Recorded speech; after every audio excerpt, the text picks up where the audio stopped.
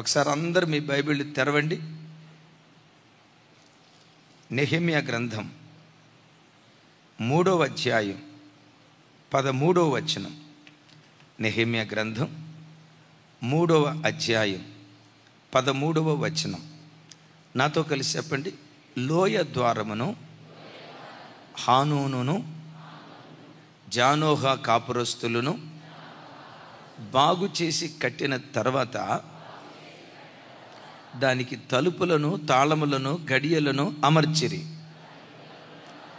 ఇదియుగాక పెంట ద్వారము వరకు ఉండు గోడ 1000 మూరల దనుకు వారు కట్టిరి. ఎన్ని మూరలు? ఇక్కడ ఒక కుటుంబం ఉంది, హానూను అలాగే జానోహా కాపురస్తులు లోయ గుమ్మాన్ని కట్టారు. ఏ గుమ్మాన్ని కట్టారు? లోయ గుమ్మం ఏ అర్థాన్ని చూపిస్తుంది? అలాగే హానూను జానోహా ఇది ఏ అర్థాన్ని చూపిస్తుంది? హానూను అనగా కృప పొందినవాడు అని అర్థం. విన్నారా? హానూను అనగా కృప పొందినవాడు. జానోహా అనగా మురికి నీరు అని అర్థం. ఒకసారి చెప్పండి. దేవుని కృప ఎక్కడికి దిగొచ్చింది? మురికి నీటి దగ్గరికి దిగొచ్చింది. దేవుని కృప మంచినీటి దగ్గరికి రాలా. పౌలు గారు రోమాపత్రికలో అంటాడు కదా, పాపం ఎక్కడ విస్తరిస్తుందో కృప అక్కడికే వస్తుందని. నిజమే. మనమందరం ఒకప్పుడు నీతి విలువలు లేని నీచమైన జీవితం మనం జీవిస్తూ ఉన్నప్పుడు, దైవము కాని దాన్ని పట్టుకొని దేవుడంటూ దైవము కాని వాటిని ఆరాధిస్తూ ఉన్నప్పుడు, ఛీ వీడు ఎలాంటి రోత వాటిని ఆరాధిస్తాడా, ఎలాంటి రోత దాన్ని పట్టుకొని దేవుడు అంటాడా, ఎలాంటి రోత పద్ధత వీడిది అని ఈ మురికి నీటిని దేవుడు అసహించుకోకుండా, నీరు జనానికి గుర్తు, జలము జనానికి గుర్తు, మనం మురికి వాళ్ళమని దేవుడు అసహించుకోకుండా దైవకృప వెతుక్కుంటూ ఈ మురికి నీటిని దర్శించింది. Praise the lord. సో ఈ మురికి నీటిని దర్శించిన తర్వాత మన జీవితంలో ఏదైనా పొందుకున్నామంటే మన బలాన్ని బట్టి మన జ్ఞానాన్ని బట్టి కాదు, కానీ దేవుని కృప ద్వారానే సమస్తము పొందుకున్నాము. సో దేవుని కృప ద్వారా సమస్తం పొందుకున్న తర్వాత అతిశయించడానికి చోటెక్కడా? విన్నారా? మీరు నాకు ఒక 10 కోట్ల రూపాయలు ఇచ్చారండి, నేను కష్టపడి సంపాదించాను అని అనగలనా? చెప్పాలి గట్టిగా. ఒక అల్లుడికి 100 కోట్ల రూపాయల ఆస్తి కట్నం కింద మామ ఇచ్చాడు. ఆ 100 కోట్ల కట్నం చూసి నా కష్టార్జితం ఇది అని అనగలుగుతాడా? అనలేడు. ఎట్లా వచ్చిందయ్యా 100 కోట్లు అంటే, మా మామ దానకర్ణుడు, త్యాగమూర్తి, మా మామ 100 కోట్లు ఇచ్చాడు అని అంటారు కదా. జీవితంలో ఏది పొందుకున్నా ఇది దేవుడు పెట్టిన భిక్ష, దేవుడు దానంగా ఇచ్చాడు, ఇది ఆయన కృప ద్వారా పొందుకున్నాం. ఈ బ్రతుకులు మురికి నీరు.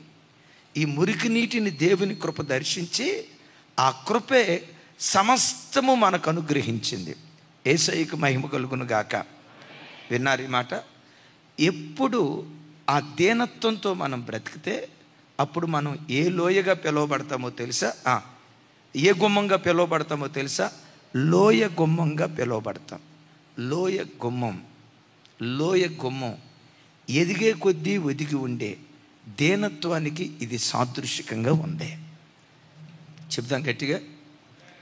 ఏ శరీరి, ప్రత్యేకంగా యేసు రక్తంతో కడగబడిన ఏ వ్యక్తి కూడా రక్షణ పొంది ఆత్మలను సంపాదిస్తూ మంచి అపోస్తుల బోధన పట్టుకొని ఆధ్యాత్మికంగా ఎదుగుతున్న ఏ వ్యక్తి తనకు కలిగిన దాన్ని బట్టి ఏనాడు అతిశయించుకోడు. వాటన్నిటిని ఏ దేవుడు వరంగా ఇచ్చాడో ఆ దేవుడే మన బ్రతుకులో అతిశయమయ్యుండునుగాక. ఇది తగ్గింపు జీవితానికి లేక లోయ జీవితానికి గుర్తు. ఎందుకు మనం తగ్గించుకోవాలి? ఎందుకు దీనత్వంతో బ్రతకాలి? మురికి నీళ్ళగా ఉన్నప్పుడు కృప మనల్ని ఆవరించింది. లోయ అనుభవానికి వెళ్తే కృప వెంబడి కృప మనల్ని ఆవరించడం ప్రారంభిస్తుంది. మొదటి కృప ఉచితంగా దొరికింది. కృప వెంబడి కృప ఉచితంగా దొరకదు, దేనత్వాన్ని బట్టి దొరుకుతుంది. ఒకసారి నా వైపు చూడండి, నా మాట అర్థమవుతుందా? మొదటి కృప ఎట్లా దొరికింది? ఉచితంగా దొరికింది, మురికి నీళ్ళమే. అయినా కృప మన దగ్గరికి దిగి వచ్చింది. అయితే కృప వెంబడి కృప ఈ దైవజనుడికి దొరకాలన్నా, కృప వెంబడి కృప ఏ వ్యక్తి పొందుకోవాలన్నా, ఆ తర్వాత ఎంత లోయ ఉంటుందో అంత కృప పొందుకోవటానికి దేవుడు కృప చూపిస్తాడు. చూడండి ఆ మాట, ఒకసారి ఆ మాట చూడండి. అలా దీనత్వంతో మనం బ్రతికితే లోయ దీనత్వానికి గుర్తు. యాకోబు పత్రిక 4వ అధ్యాయం 6వ వచనం.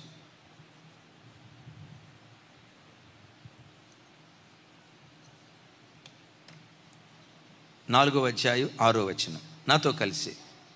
అంతేకాదు కానీ ఆయన ఎక్కువ కృపనిచ్చును, అందుచేత దేవుడు అహంకారులను ఎదిరించి దీనులకు కృప అనుగ్రహించునని లేఖనము చెప్పుచున్నది. ఒకసారి చూడండి, దీనత్వం అనుకుంటే ఎంత దీనుడు అవుతావో అంత కృప పొందుకుంటావు. ఒకసారి నా వైపు చూసి నాతో కలిసి చెప్పండి, లోయ అనండి. ఇంకోసారి లోయ అనండి. రెండు కొండల మధ్య లోయ ఏర్పడిద్ది కదా, రెండు కొండల మధ్య లోయ ఏర్పడిద్ది కదా. నేను మిమ్మల్ని అడుగుతా, లోయలో ఎన్ని నీళ్లు పడతాయి? లోయలో ఎన్ని నీళ్లు పడతాయి? ఎంత లోతుంటే అంత నీళ్లు పడతాయి. ఈ కప్పులో ఎన్ని నీళ్లు పడతాయి? దీనిలో ఎంత లోతుంటే అన్ని నీళ్లు పడతాయి. ఈ గ్లాసులో ఎన్ని నీళ్లు పడతాయి? ఎంత లోతుంటే. బిందెలో ఎన్ని నీళ్లు పడతాయి? డ్రమ్ములో ఎన్ని నీళ్లు పడతాయి? కృప కూడా ఎంత దీనుడు అవుతావో, దీనుడు అయ్యే కొద్దీ అంతులేని కృప దేవుడు ఇవ్వటం ప్రారంభిస్తాడు. నేను ఆధ్యాత్మిక జీవితంలో నేర్చుకున్న అద్భుతమైన సత్యం ఏంటంటే, దేవుడు ఎంత ఇచ్చినా దుమ్ము లాంటి వాడిని అయ్యా, ధూళి లాంటి వాడిని, ఇది నువ్వు పెట్టిన భిక్ష అయ్యా అని మనం దీనులుగా రోజు రోజుకు లోయలకు వెళ్తూ ఉంటే ఎంత దీనుడు అవుతావో అంత కృప నిలిచి ఉంటుంది. నీలో ఇంతే దీనత్వం ఉంది, అంతే కృప ఇస్తాడు. నీలో ఎంత దీనత్వం ఉంది అంత కృప ఇస్తాడు. కొలత లేనంత దీనత్వం ఉంది, కొలత లేని కృప దేవుడు ఇవ్వటం ప్రారంభిస్తాడు. రోజు ప్రభువుని అడుగు, మేక్ మీ స్మాల్ లార్డ్, నన్ను చిన్నదానిగా చేయయ్యా, నన్ను చిన్నోడుగా చేయయ్యా. భూతద్దం పెట్టి అరికాలు నుంచి నడినెత్తి వరకు నన్ను వెతికిన ఎంత కూడా గర్వపు మాట, గర్వపు మనసు ఎన్నడూ నా జీవితంలో కనపడకూడదని లోయ అనుభవానికి మనం వెళుదుముగాక. ఇక్కడ ఒక విచిత్రమైన మాట, మనం చదువుకున్న లేఖన భాగంలో ఈ కుటుంబీకులు, హానూను కుటుంబీకులు, ఒకసారి ఆ మాట చూపించు తమ్ముడు. అలాగే ఆ కుటుంబానికి తోడు ఇంకొక కుటుంబం, హానూను జానోహ కాపురస్తులు లోయ గుమ్మాన్ని కట్టిరి, లోయ గోడను కట్టిరి. లోయ గుమ్మాన్నే కట్టారా, ఆ తర్వాత ఇంకేమైనా కట్టారని రాసి ఉందా? దాని తర్వాత పెంట ద్వారము వరకు. బిడ్లారా, ఈ అధ్యాయం అంతా చదివితే కొన్ని కుటుంబాలు కలిసి ఎలియాషీబు కుటుంబం గొర్రెల గుమ్మాన్ని నిలవబెట్టింది, కొంతవరకు గోడను కట్టారు. ఆ తర్వాత మత్స్యపు గుమ్మాన్ని ఒక కుటుంబం నిలవబెట్టింది, కొన్ని కుటుంబాలు అక్కడి వరకు కట్టాయి. ఆ తర్వాత ఇంకో కుటుంబం, మూడో గుమ్మం ఏంటి, పాత గుమ్మాన్ని నిలవబెట్టారు, ఆ గోడ కొంతవరకు కట్టారు. ఈ కుటుంబానికి దేవుడిచ్చిన కృప ఏంటో తెలుసా? ఈ కుటుంబం లోయ గుమ్మాన్ని కట్టారు, పెంట గుమ్మం వరకు కూడా 1000 మూరల వరకు. అంటే అందరూ చేసిన పని ఒకంతైతే వీళ్ళు 2 అంతలు పని చేయటానికి దేవుడు కృప చూపించాడు. విన్నారా? అందరూ చేసింది ఒక వంతు అయితే ఒక గోడే కట్టి ఆపేశారు. వీళ్ళ దగ్గరకు వచ్చేసరికి 2 అంతల పనిలో వాళ్ళు పాలిభాగస్తులు అయ్యారు. ఎందుకో తెలుసా? ఒకప్పుడు మురికి నీళ్ళే, దీనులుగా బ్రతికారు. ఆ దీనత్వం, కొలతలేని కృప వాళ్ళకి ఇవ్వటాన్ని బట్టి శక్తికి మించిన పని చేయటానికి దేవుడు కృప చూపించాడు. బిడ్లారా, ఒకటి నేర్చుకోండి, ఎంత దీనుడు అవుతావో శక్తికి మించిన, ఊహకు మించిన దీవెన నీ తల మీద దేవుడు కుమ్మరించును గాక. రోజు రోజు దేవా నన్ను దీనునిగా మార్చాం. అలా దీనత్వాన్ని మనం స్వతంత్రించుకుంటే కొలతలేని కృప మనం పొందుకుంటాం. బైబిల్లో రాయబడిన మాట ఇందాక చదువుకున్నాం కదా, ఆయన అనండి అహంకారులను ఎదిరించి దీనులకు కృపను అనుగ్రహిస్తాడు. పెద్దగా చెప్పండి. దేవుడు ఎవరిని ఎదిరిస్తాడంట? అహంకారులను ఎదిరించి దీనులకు కృపను అనుగ్రహిస్తాడు. మీరు కృప పొందుకోవటమే కాదు, కొలతలేని కృప ఈ ఉపవాస ప్రార్థనల ద్వారా ఒక్కొక్క బిడ్డ తల మీద నా దేవుడు కుమ్మరించునుగాక. కొలతలేని కృప మన పిల్లల మీద దేవుడు కుమ్మరించునుగాక. కొలతలేని కృప మన ఇంటిని దర్శించునుగాక. కొలతలేని కృప సంఘాన్ని దర్శించునుగాక. ఒకటి, దీనులుగా బ్రతికితే కొలతలేని కృప పొందుకుంటాం. రెండో మాట చూడండి, రెండంతల దీవెని పొందుకుంటాం. మూడో మాట చూడండి, కీర్తనల గ్రంథం 35వ కీర్తన 10వ చరణం. అప్పుడు యెహోవా, నాతో కలిసి, అప్పుడు యెహోవా నీ వంటి వాడెవడు? మించిన బలము గల వారి చేతిలో నుండి దీనులను, దోచుకుని వారి చేతిలోను దీనులను దరిద్రులను విడిపించువాడవు నీవే అని నా ఎముకలన్నీ చెప్పుకొనును. దావీదు ఎముకలన్నీ ఏం చెప్పుకుంటున్నాయట?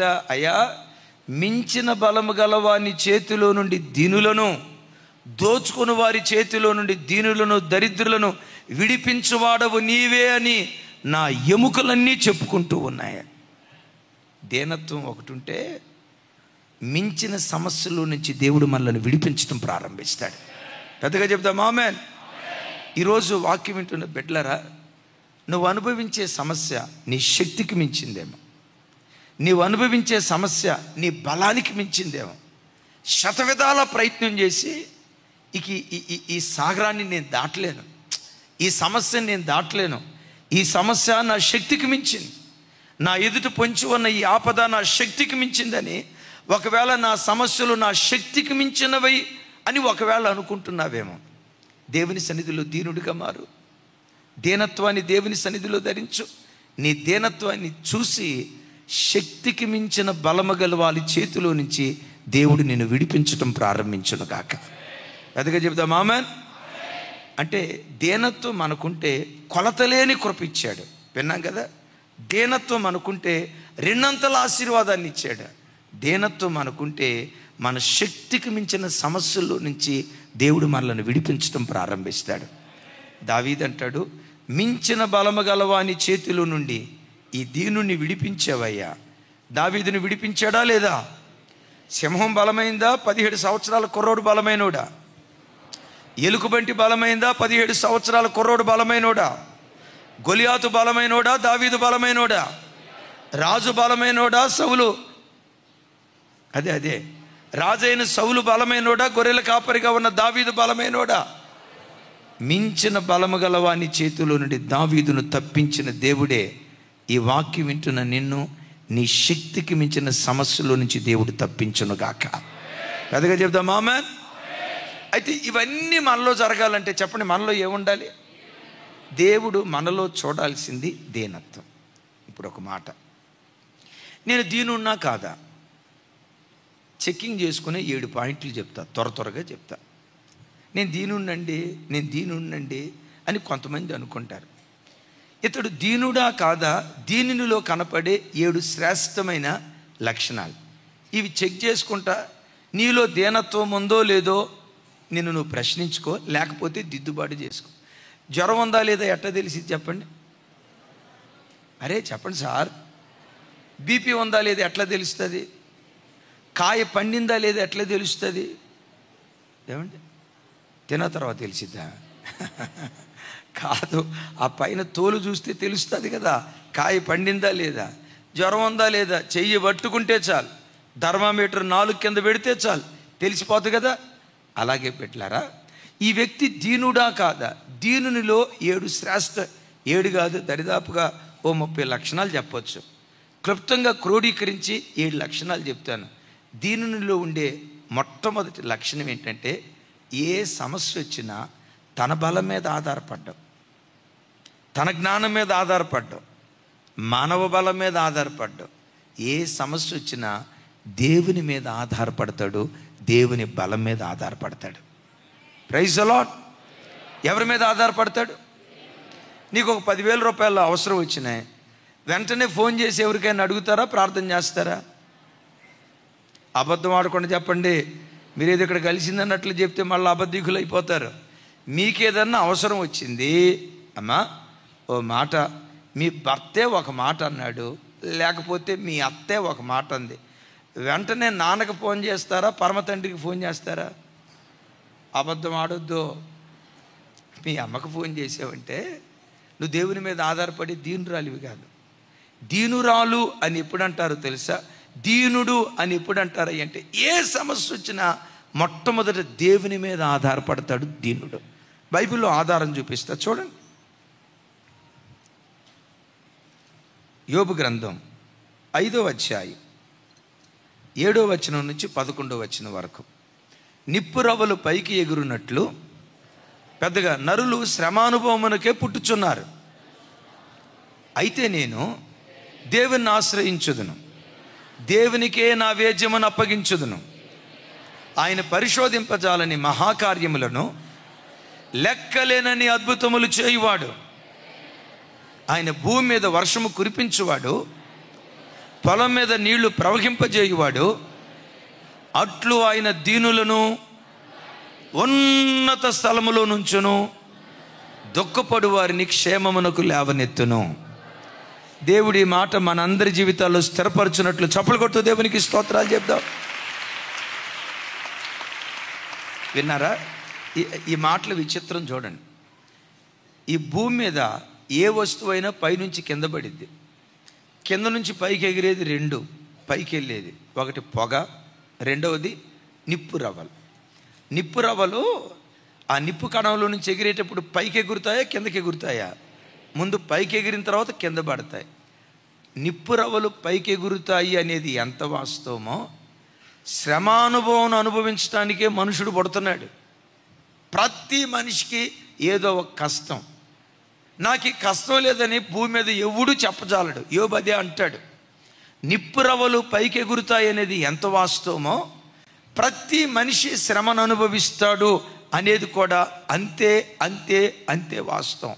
అందుకని పెద్దలు ఒక సామెత చెప్పారు, శీత కష్టాలు శీతవే, పీత కష్టాలు పీతవే. నేను కొత్త పదం జాయిన్ చేశా, గీత కష్టాలు గీతవే. ఒప్పుకుంటారా ఈ మాటకి? శీత కష్టాలు శీతవే, పీత కష్టాలు పీతవే, గీత కష్టాలు గీతవే. నాకే కష్టం లేదండి అని నేను నరుడు భూమి మీద లేడు. సరే భూమి మీద దాకేందుకు మీ అందరిని ఒక మాట అడుగుతా, అన్నయ్య దేవుని మహా గొప్ప కృపను బట్టి నాకు ఏ కష్టం లేదన్నయ్య, 3 పువ్వులు 6 కాయలుగా నా జీవితం చాలా హ్యాపీగా ఉంది అనేవాళ్ళు ఎవరైనా ఉంటే ఒక్కళ్ళు చెయ్యి పైకి ఎత్తండి, పూలదండేసి ఫోటో తీసి పేపర్లు వేపిస్తా. ఎవరైనా ఉంటే చేతులు పైకి ఎత్తండి. చివరికి నేను కూడా ఎత్తలేను అని అన్నాం. ఎవరికి ఉండే కష్టాలు వాళ్ళకి. అయితే యోబు అంటాడు, శ్రమానుభవానికే నరులు పుడుతున్నారు. అయ్యా యోబు నీకు శ్రమలు వచ్చాయా? వచ్చాయి. మరి శ్రమలు వస్తే ఏం చేసావయ్యా? 8వ వచనంలో అంటాడు, నరులు శ్రమానుభవానికే పుట్టుచున్నారు, అయితే ఆ శ్రమల మధ్యలో నేను దేవునిని ఆశ్రయించుచున్నాను, దేవునికే నా వేద్యమును అప్పగించుచున్నాను. చేద్దాం. ఏం చేస్తాడట? అయితే నేను, అందరు చెప్పండి పెద్దగా, అయితే నేను దేవునిని ఆశ్రయించుదును, దేవునికే నా వేద్యమును అప్పగించుదును. ఈ ఉపవాస ప్రార్థనలకు వచ్చిన పిల్లలారా, ఏ శ్రమతో వచ్చావో దేవుణ్ణి ఆశ్రయించావు కదా, నీ వేద్యాన్ని దేవునికి అప్పగించేసి వెళ్ళిపో. ఇక నీ గుండెల్లో పెట్టుకోవద్దు, నీ హృదయంలో పెట్టుకోవద్దు. ఉపవాస ప్రార్థనలో ఏడవలసినంత ఏడ్చావు కదా, కడుపు చంపుకున్నావలసినంతగా కడుపు చంపుకున్నావు కదా, వేద్యాన్ని దేవునికి అప్పగించావు కదా, ఉపవాస ప్రార్థనలు అయిపోయిన వెంటనే కడుపు నిండా తినండి. శిలోక మందిరానికి వచ్చి అన్నమ్మ తల్లి ఏడ్చింది. ఇంటికి వెళ్ళిన తర్వాత రాయబడిన మాట ఏంటో తెలుసా? నాట నుండి దుఃఖముఖిగా ఉండుట మానివేశను, కడుపు నిండా భోజనం చేసిందట. ఎందుకు భోజనం చేసింది? తన వేద్యాన్ని ఎవరికి అప్పగించింది? పెద్దగా తన వేద్యాన్ని ఎవరికి అప్పగించింది? అలా వేద్యాన్ని ఎవడైతే అప్పగిస్తాడో, బైబిల్లో రాయబడిన మాట, ఆయన పరిశోధింపజాలని మహాకార్యాలు. ఆ తర్వాత అంటాడు, పరిశోధింపజాలని మహాకార్యాలు, లెక్కలేనని అద్భుతాలు చేస్తాడు. చేసే పరంపరలో ఏం చేస్తాడో తెలుసా? ఈ దీనులను ఉన్నత స్థలములో నిలవబెడతాడట. దుఃఖపడు వారిని క్షేమానికి లేవనెత్తుతాడట. చెబుదాం గట్టిగా, ఎవరిని ఉన్నత స్థలంలోకి లేవనెత్తుతాడు చెప్పండి? ఎవరు దీనులు? ఎవరు దీనులు? ఏ వేద్యం వచ్చినా, నువ్వు ఉన్నావయ్యా నాకు, అయ్యా నువ్వు ఉన్నావయ్యా నాకని వెంటనే మోకరించి సమస్య దేవునికి చెప్పి ఎవరైతే నిశ్చింతగా బ్రతుకుతారో, అప్పగించడం అంటే నిశ్చింతగా బ్రతకటం. ఎవరైతే దేవునికి అప్పగించి నిశ్చింతగా బ్రతుకుతారో వాళ్ళు దీనులు. అలాంటి దీనులనట దీనస్థితిలో నుంచి లేవనెత్తి ఉన్నత స్థితిలో దేవుడు నిలుపునుగాక. అలా బ్రతికిన ఒక వ్యక్తి చాలామంది ఉన్నారు. ఒక మాట, సమూయేలు 2వ గ్రంథం 5వ అధ్యాయం 17వ వచనం. 5వ అధ్యాయం 17వ వచనం చూడండి. సమూయేలు 2వ గ్రంథం. నాతో కలిసి చెప్పండి. జనులు ఇశ్రాయేలీల మీద రాజుగా దావీదునకు పట్టాభిషేకము చేసిరని ఫిలిష్తీయులకు వినబడినప్పుడు దావీదును పట్టుకొనుటకై ఫిలిష్తీయులందరూ వచ్చిరి. దావీదు ఆ వార్త విని ప్రాకారము గల స్థలమునకు వెళ్ళిపోయాను. నా వైపు చూస్తారా? దావీదు రాజుగా పట్టాభిషేకం చేయబడ్డాడు అన్న వార్త ఫిలిష్తీయులు విన్నారు. వినిన తోడనే ఏం చేశారు? దావీదు మీద యుద్ధానికి వచ్చారు. తన మీద ఫిలిష్తీయులు యుద్ధానికి వచ్చారన్న వార్త విని వెంటనే దావీదు ఎక్కడికి వెళ్ళాడు? ప్రార్థన చేయటానికి ప్రాకారము గల స్థలానికి వెళ్ళాడు. నేనంట, దావీదు రాజు కదా, రాజు అన్న తర్వాత రాజుకేముంటాయి? సైన్యం ఉంటుందా లేదా? సైనికులు ఉంటారా లేదా? చెప్పాలి. సైన్యాధ్యక్షుడు ఉంటాడా లేదా? ఇప్పుడు ఈ వార్త వినటంతో వాస్తవంగా దావీదు ఎవరి దగ్గరికి పరిగెత్తాలి? సైన్యం దగ్గరికి పరిగెత్తాలి. కానీ దావీదు ఎవరి దగ్గరికి పరిగెత్తాడో తెలుసా? సైన్యములకు అధిపతియగు యెహోవా దగ్గరికి పరిగెత్తాడు. ఆ వార్త వినిన తోడనే ఎవరి దగ్గరికి పరిగెత్తాడంటే, సైనికుల దగ్గరికి పరిగెత్తలా, శతాధిపతుల దగ్గరికి పరిగెత్తలా, దశాధిపతుల దగ్గరికి పరిగెత్తలా, సైన్యాధికారి దగ్గరికి పరిగెత్తలా. వాటన్నిటికి మించి సైన్యములకు అధిపతికి యెహోవా దగ్గరికి వెళ్ళి తన గోడు, తన సమస్య దేవునికి చెప్పాడు. ఏం జరిగిందో తెలుసా? ప్రవాహమునకు చెత్త కొట్టుకొని పోయేటట్లుగా శత్రువులు దావీదు ఎదుట నిలవబడలేక కొట్టుకొని పోయేటట్లుగా దేవుడు చేశాడు. ఆ స్థలానికి పెట్టబడిన పేరేంటో తెలుసా? బయల్ పెరాజీము అనండి ఒకసారి. అంటే ప్రవాహానికి చెత్త కొట్టుకొని పోయేటట్లుగా దావీదు శత్రువులు కొట్టుకొని పోయేటట్లుగా చేశారు. నా చేతులెత్తి ఒక్కొక్క బిడ్డను దీవిస్తున్నాను. అమ్మా, ఈ 16 రోజులు పగలనక రాత్రి అనక మందిరానికి వచ్చి ప్రార్థన చేశారే, ఇంకొక 5 రోజులు మన మందిరానికి వచ్చి ప్రార్థన చేయబోతున్నామే. ఏ శత్రువు నిమిత్తమై, ఏ సమస్య నిమిత్తమై దేవుని సన్నిధిలో ప్రార్థన చేసావో విశ్వసించు, నీ ప్రతి సమస్య ప్రవాహానికి చెత్త కొట్టుకొని పోయినట్లుగా, నీ సమస్యలు కొట్టుకొని పోయేటట్లుగా దేవుడు చేయబోతున్నాడు. ఇది నిశ్చయం దేవుడు జరిగించబోతున్నాడు. ఇది నిశ్చయం దేవుడు జరిగించబోతున్నాడు. ప్రవాహానికి చెత్త కొట్టుకొని పోయేటట్లుగా, నీ ఆర్థిక సమస్యలు కొట్టుకొని పోయేటట్లుగా దేవుడు చేయబోతున్నాడు. మాట వినని నీ పిల్లల విషయమై ఎంత ఏడ్చావో వాడే విధేయుడిగా మారేటట్లుగా దేవుడు కార్యం చేయబోతున్నాడు. ప్రవాహానికి చెత్త కొట్టుకొని పోయినట్లుగా దేవుని ఆశ్రయించిన మీ సమస్యలన్నీ నా దేవుడు కొట్టుకొని పోయేటట్లుగా చేయునుగాక. అందరం ఒకసారి చేతులు పైకెత్తి అందామా? దేవాన్ని ఆశ్రయించామయ్యా, దేవాన్ని ఆశ్రయించామయ్యా. ఆశ్రయించిన దీనులను ఉన్నత స్థలంలో కూర్చోబెడతానన్నావు కదా, దుఃఖపడు వారిని క్షేమానికి లేవనెత్తుతానన్నావు కదా. చెత్త ప్రవాహాన్ని కొట్టుకొని పోయేటట్లుగా, నా సమస్యలు కొట్టుకొని పోయేటట్లు చేస్తానన్నావు కదా. ఈ ఉపవాస ప్రార్థనలో కార్యం చేయ్యా అని 2 చేతులెత్తి ఎలుగెత్తి ఒక క్షణం దేవుణ్ణి అడుగుదాం. ఏ శత్రువు నీ మీద నాట్యం చేస్తా ఉందో చెత్త కొట్టుకొని పోయేటట్లుగా ఆ సమస్యలు యేసు నామములో కొట్టుకొని పోవునుగాక. ఆమెన్. నంబర్ 1, దీనుడిలో ఉండే మొట్టమొదటి గుణం, తన బలం మీద ఆధారపడడు, తన జ్ఞానం మీద ఆధారపడడు, తన తెలివితేటల మీద ఆధారపడడు, జనబలం, ధనబలం, కులబలం, ఈ బలాల మీద ఆధారపడడు, దైవ బలం మీద, దేవుని మీద ఆధారపడతాడు.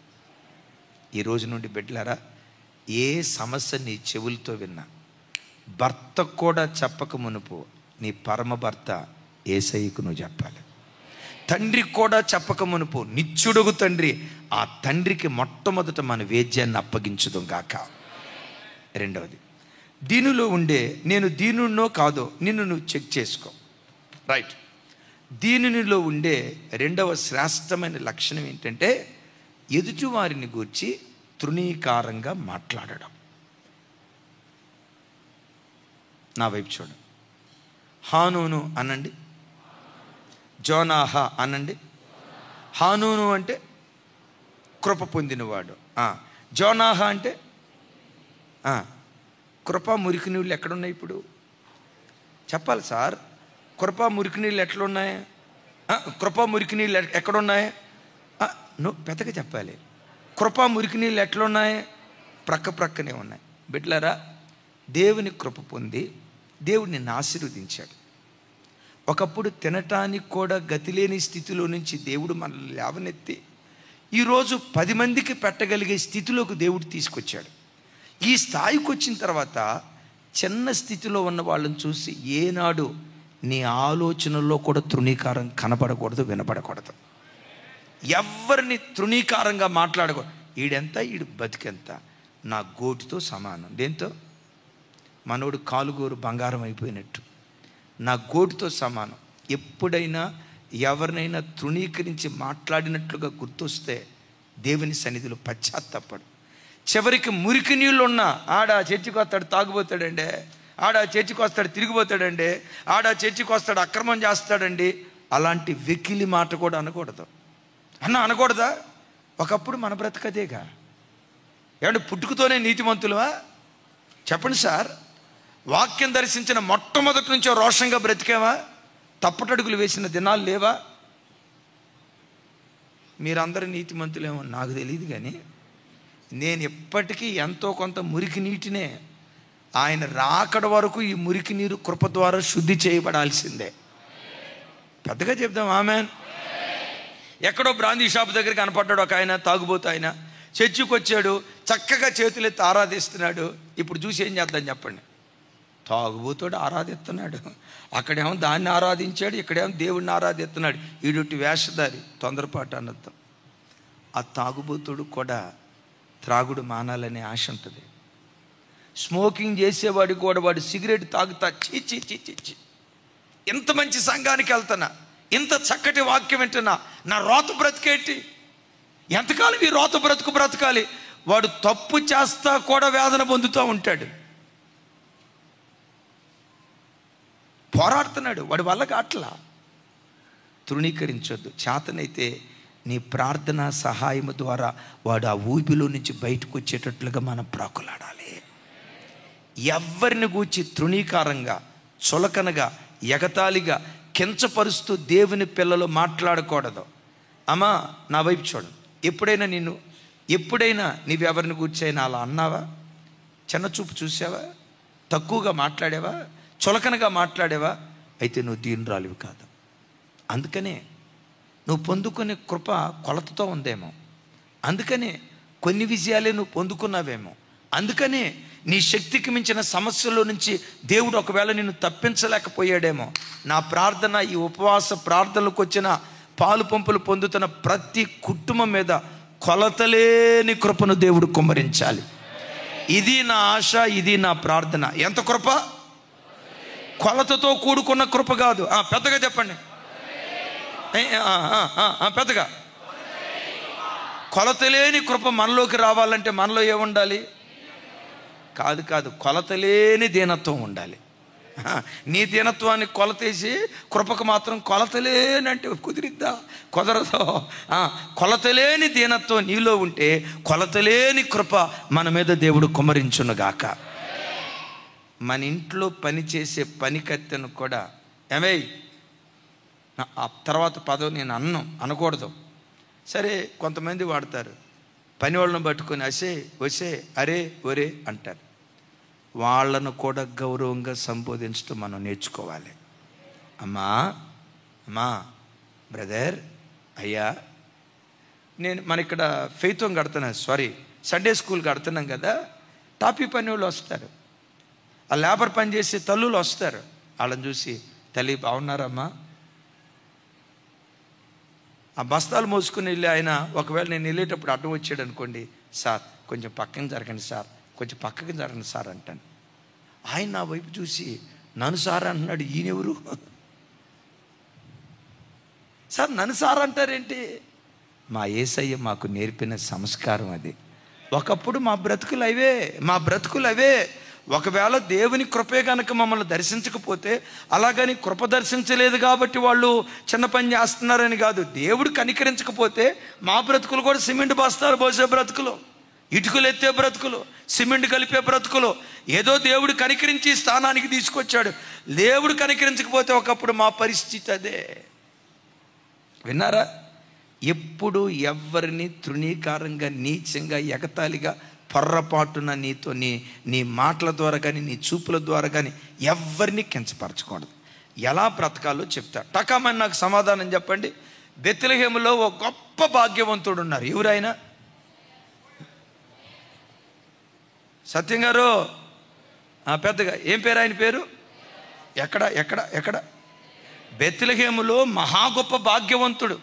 మన భాషలో చెప్పాలంటే ల్యాండ్ అంతటికి ఆయన లార్డ్లేండి.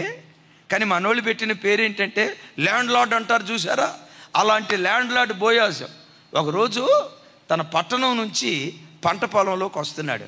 పని వాళ్ళని ఏమని బలకరిస్తున్నాడు చూడండి. బోయాజు బెత్లెహేము నుండి వచ్చి, చెప్పండి, చదవాలి.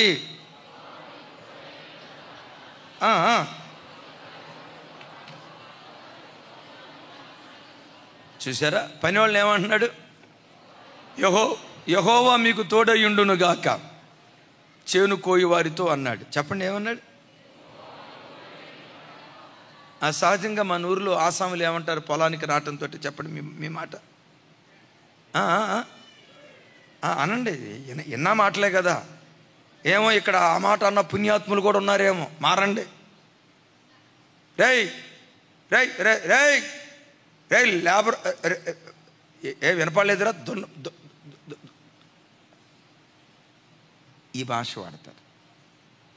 బోయేజ్ అట్లా యెహోవా మీకు తోడయుండునుగాక.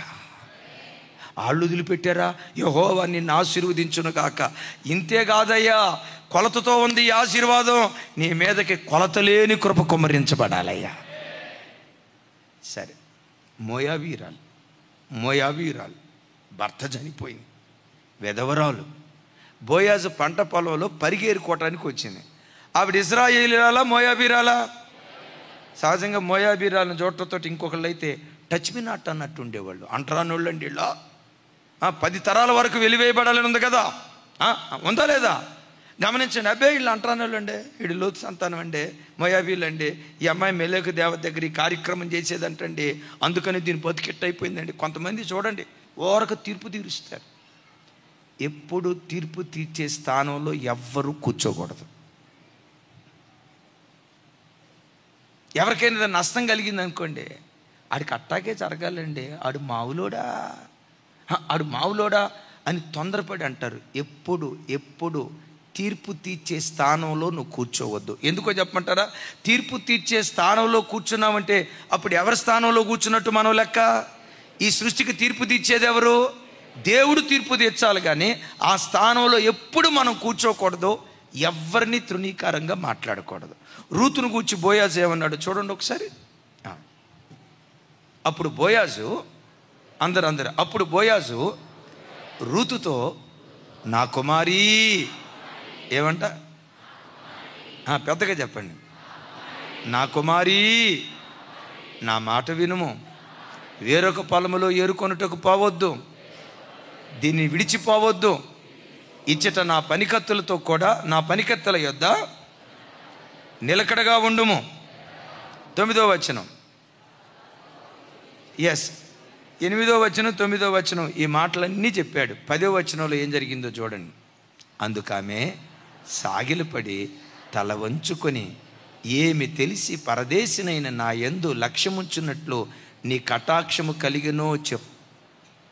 కలిగెనో అని చెప్పగా, చూసారా, తల వంచి బోయాజుతో మాట్లాడుతుంది. అయ్యా, నేను పరదేశిని, మోయాబీరాల్ని, నా మీద ఇంత కటాక్షం నీకు ఎందుకు కలిగిందో చెప్పయ్యి అని సాగిలపడి దేవుని సన్నిధిలో నమస్కారం చేస్తున్నట్లుగా చేస్తూ ఉంది. ఎందుకు అలా దీనురాలు అయిపోయిందో చెప్పమంటారా? బోయాజు మాట్లాడిన మాట. మోయాబీరాలను పట్టుకొని ఏమన్నాడు? తృణీకారంగా మాట్లాడా? ఆ తృణీకారం లేని దీనత్వమే బోయాజు తల మీద అంతులేని కృపను కుమ్మరించింది. ఇంకో మర్మయుక్తమైన సంగతి చెప్పమంటారా? బెత్లెహేములో మేము బ్రతకలేం, కరువు ఉందని పొట్టకూటి కోసం ఆ ప్రాంతాలు విడిచిపెట్టి వేరే ప్రాంతాలకు వలస వెళితే కరువున్న స్థలములోనే బ్రతికి భాగ్యవంతుడిగా మార్చబడ్డాడు.